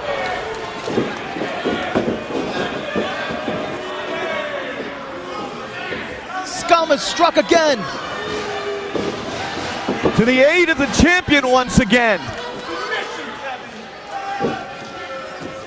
What did Carino just say? Finish him, Kevin. 1, 2. He's gonna do it. No! Honor lives! Honor lives! Wait a minute now. Jacobs. Oh, come on! Sinclair still trying to recover. What are you doing? The zombie princess dropped an elbow on the champion, and now hey, here Nigel McGuinness just the nick of time. He's not going to sit here and stand for this anymore. Nigel standing up for the company that. Oh, wait a minute! Here we go! Carino and McGuinness in Chicago! Carino's on the retreat. He wants no part of the former Ring of Honor World Champion. Jimmy Jacobs taking advantage of the distraction. Jacobs is in. No! Enziguri, there goes Jacobs. So Jacobs just got physically derailed. Nigel McGuinness just sent Carino packing.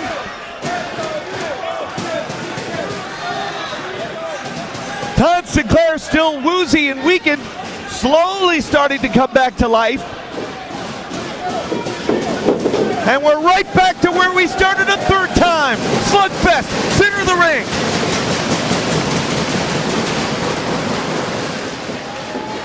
Honor versus Evil here in Chicago. Lethal versus Steen. Lethal connects with that forearm. Back elbow smash. Dragon suplex. Oh! He nails him. Steen. Oh! A second one. He's got him. Sinclair slowed. He's in position 2. He no. Less than half a count away from the title reign of Kevin Steen coming to an end. Oh, the face of Jay Lethal tells a story. What does he have to do to put down a man who just won't die?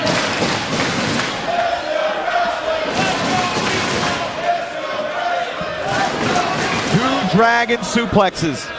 The first one, Steen somehow popped back to his feet. Lethal, the right instinct, goes right back to the same maneuver. Hit it a second time. Lethal trying to end Ring of Honor's worst nightmare. And now with Carino gone and Jacobs on the floor, and with Sinclair back to his feet, advantage Lethal, but maybe not for long. Oh!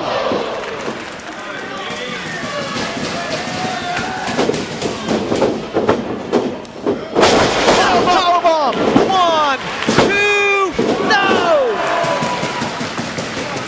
Lethal is out at 2. Steen can't believe it.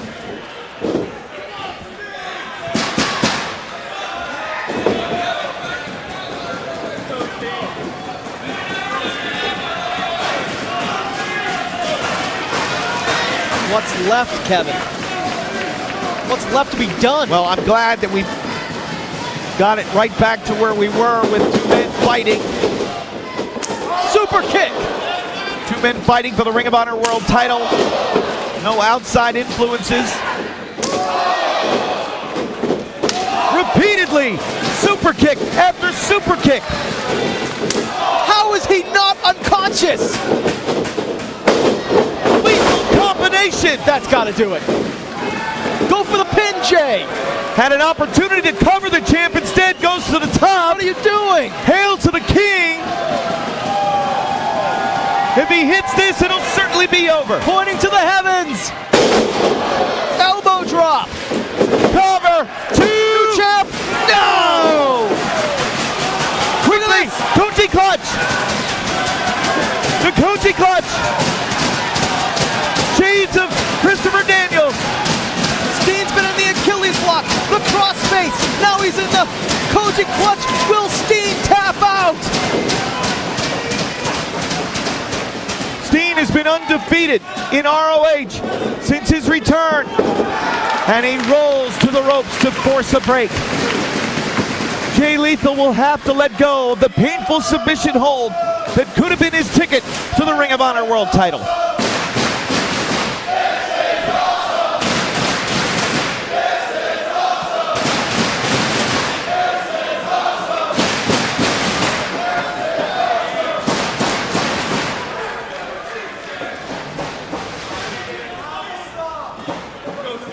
Very close to the timekeeper's table.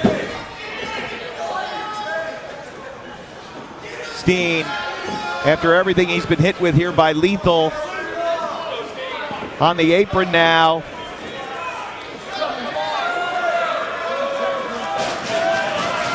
Very dangerous territory out here. Oh my God. Wait a minute now. He's got one arm draped behind the neck. Was he going to go for a dragon suplex? F-Sec. F-Sec to a table! Oh my God, he just hit Jay Lethal with F-Sec through the table.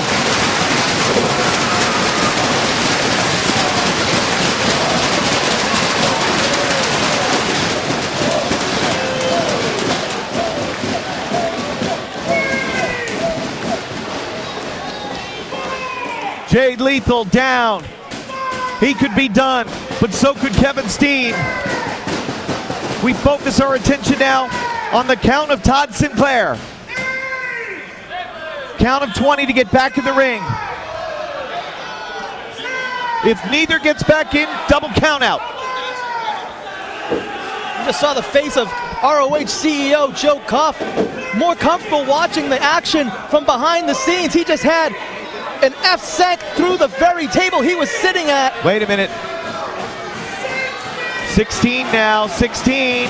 Lethal gonna get back in. Wait a minute. Come on, Jay. Jimmy Jacobs has a hold of Lethal's leg. Not this way. Sinclair Come on, Jay. Can't see it. Yes, yes, yes, yes. Oh.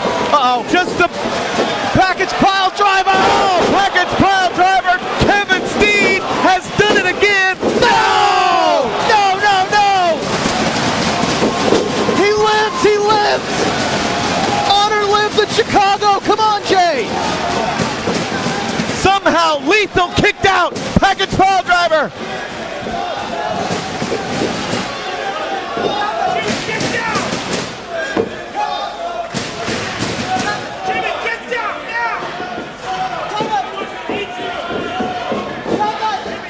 Jimmy Jacobs imploring Kevin Steen. Wait a minute, what's he doing?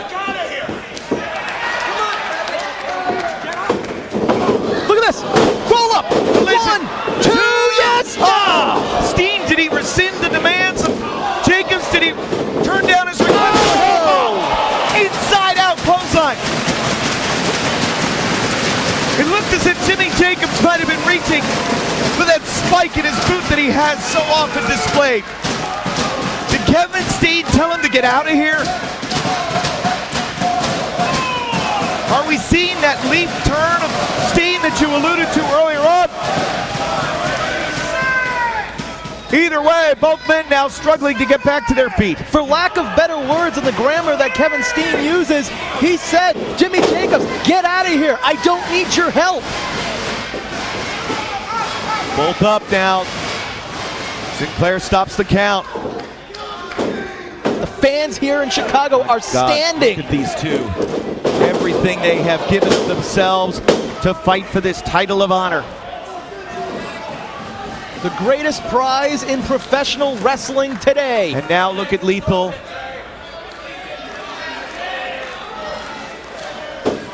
Trying to get a look at Jay Lethal's eyes to see if he has focus. I think in those eyes, he sees his mother, he sees his father, and he sees the greatest prize in wrestling within reach. Wait a minute now, Steen back on his feet. They're at the top. Lethal. Series of right hands, pounding away in the skull of the champion. Steen is down. Lethal has him set up perfectly for the elbow. No! Wait a minute now. Lethal. Oh! Oh my God! Top rope brain buster. 1, 2, and unbelievable.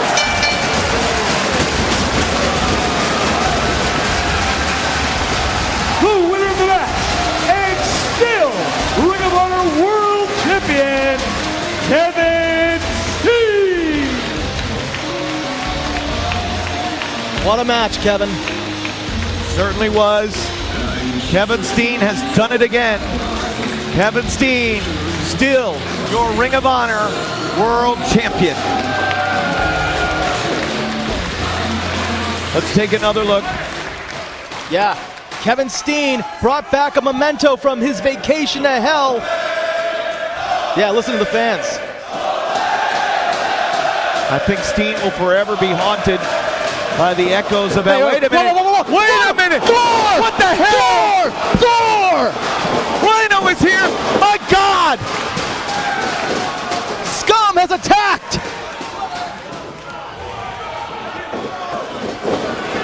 Hold on now. Here come the Briscoes. Here we go. This is war, Kevin. Rhino had been lying in wait, I guess, all night long. Jay going after. Thor from Rhino on Jay Briscoe. Mark going after Jacobs. The missionary has arrived. Cutter on Mark Briscoe. Here come Coleman and Alexander. Coleman and Alexander in to save the day. Gonna fight off Rhino and Jacobs.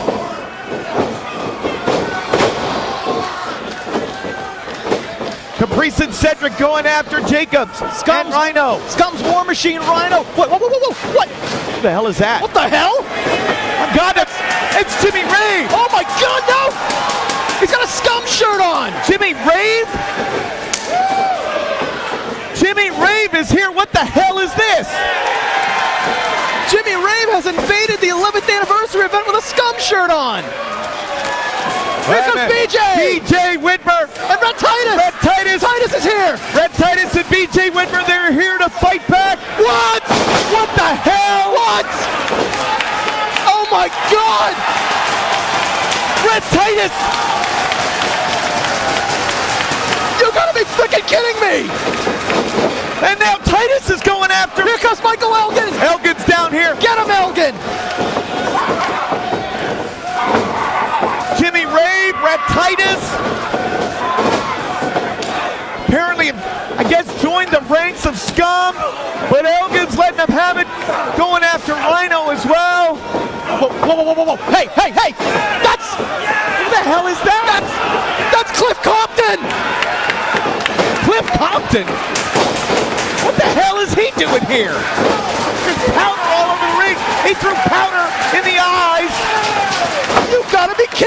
Holy! Bodies are flying everywhere. Covered in powder. What is that? This is unbelievable. Clouds. Oh, it stinks. What the hell? Wait a minute. Did they just handcuff Michael Elgin? Yeah. Michael Elgin's been handcuffed to that turnbuckle. Michael Elgin is handcuffed here at ringside. Here come the Wolves. Here come Davey and Eddie. Davey and Eddie. Kevin Steen standing in the middle of this mayhem. Edwards going. My God, looks like they've strapped Mark Briscoe. This is a prison riot. It's like, my God. Wait a minute. Look at what Jacobs has in his hand. Look at all those tie wraps he's got. Adam Cole is down here. Jimmy Jacobs is... They're down here. Matt Hardy. Matt Hardy is down here. Attacking. He's going after Adam Cole. What the hell is going on, Nigel? What the hell is going on? Twist of fate. Twist of... All right. We gotta go. All right, we gotta go. Oh, God. We're being told...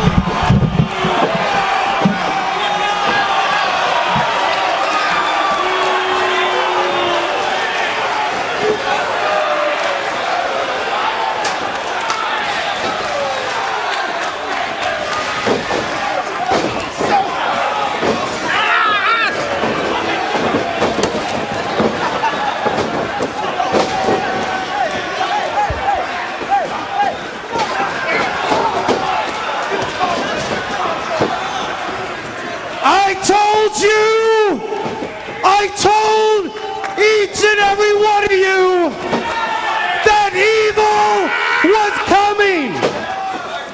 And now evil is here. You are witnessing the evolution of scum and the destruction of Ring of Honor. Nigel, Joe Koff, Kerry Silkin, Davey Richards, and each and every one of you can do nothing about it. As Jay Lethal sits here, a beaten man, he is the last of the challengers.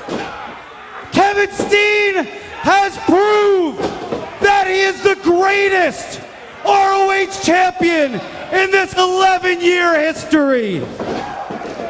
He is the king of scum, the king of Ring of Honor, and the king of professional wrestling. The mission has always remained the same since day one. Bring suffering, chaos, ugliness, and mayhem to this stinking, awful, hypocritical company that you have grown to love. Be proud of yourselves, Ring of Honor. Bring yourselves to know that you're as much at fault for the destruction of Adam Cole, Briscoes, BJ, and many, many more.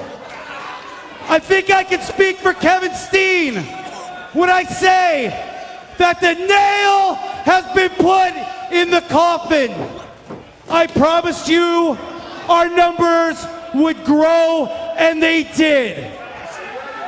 Red Titus, Jimmy Rave, Cliff Compton, and the Icon, the only true wrestling god, and the living legend, Matt Hardy. We are the ones that have been put down by this company. We are the ones that had to put up with each and every one of your complaining. And we are the ones that will murder this company. Jimmy,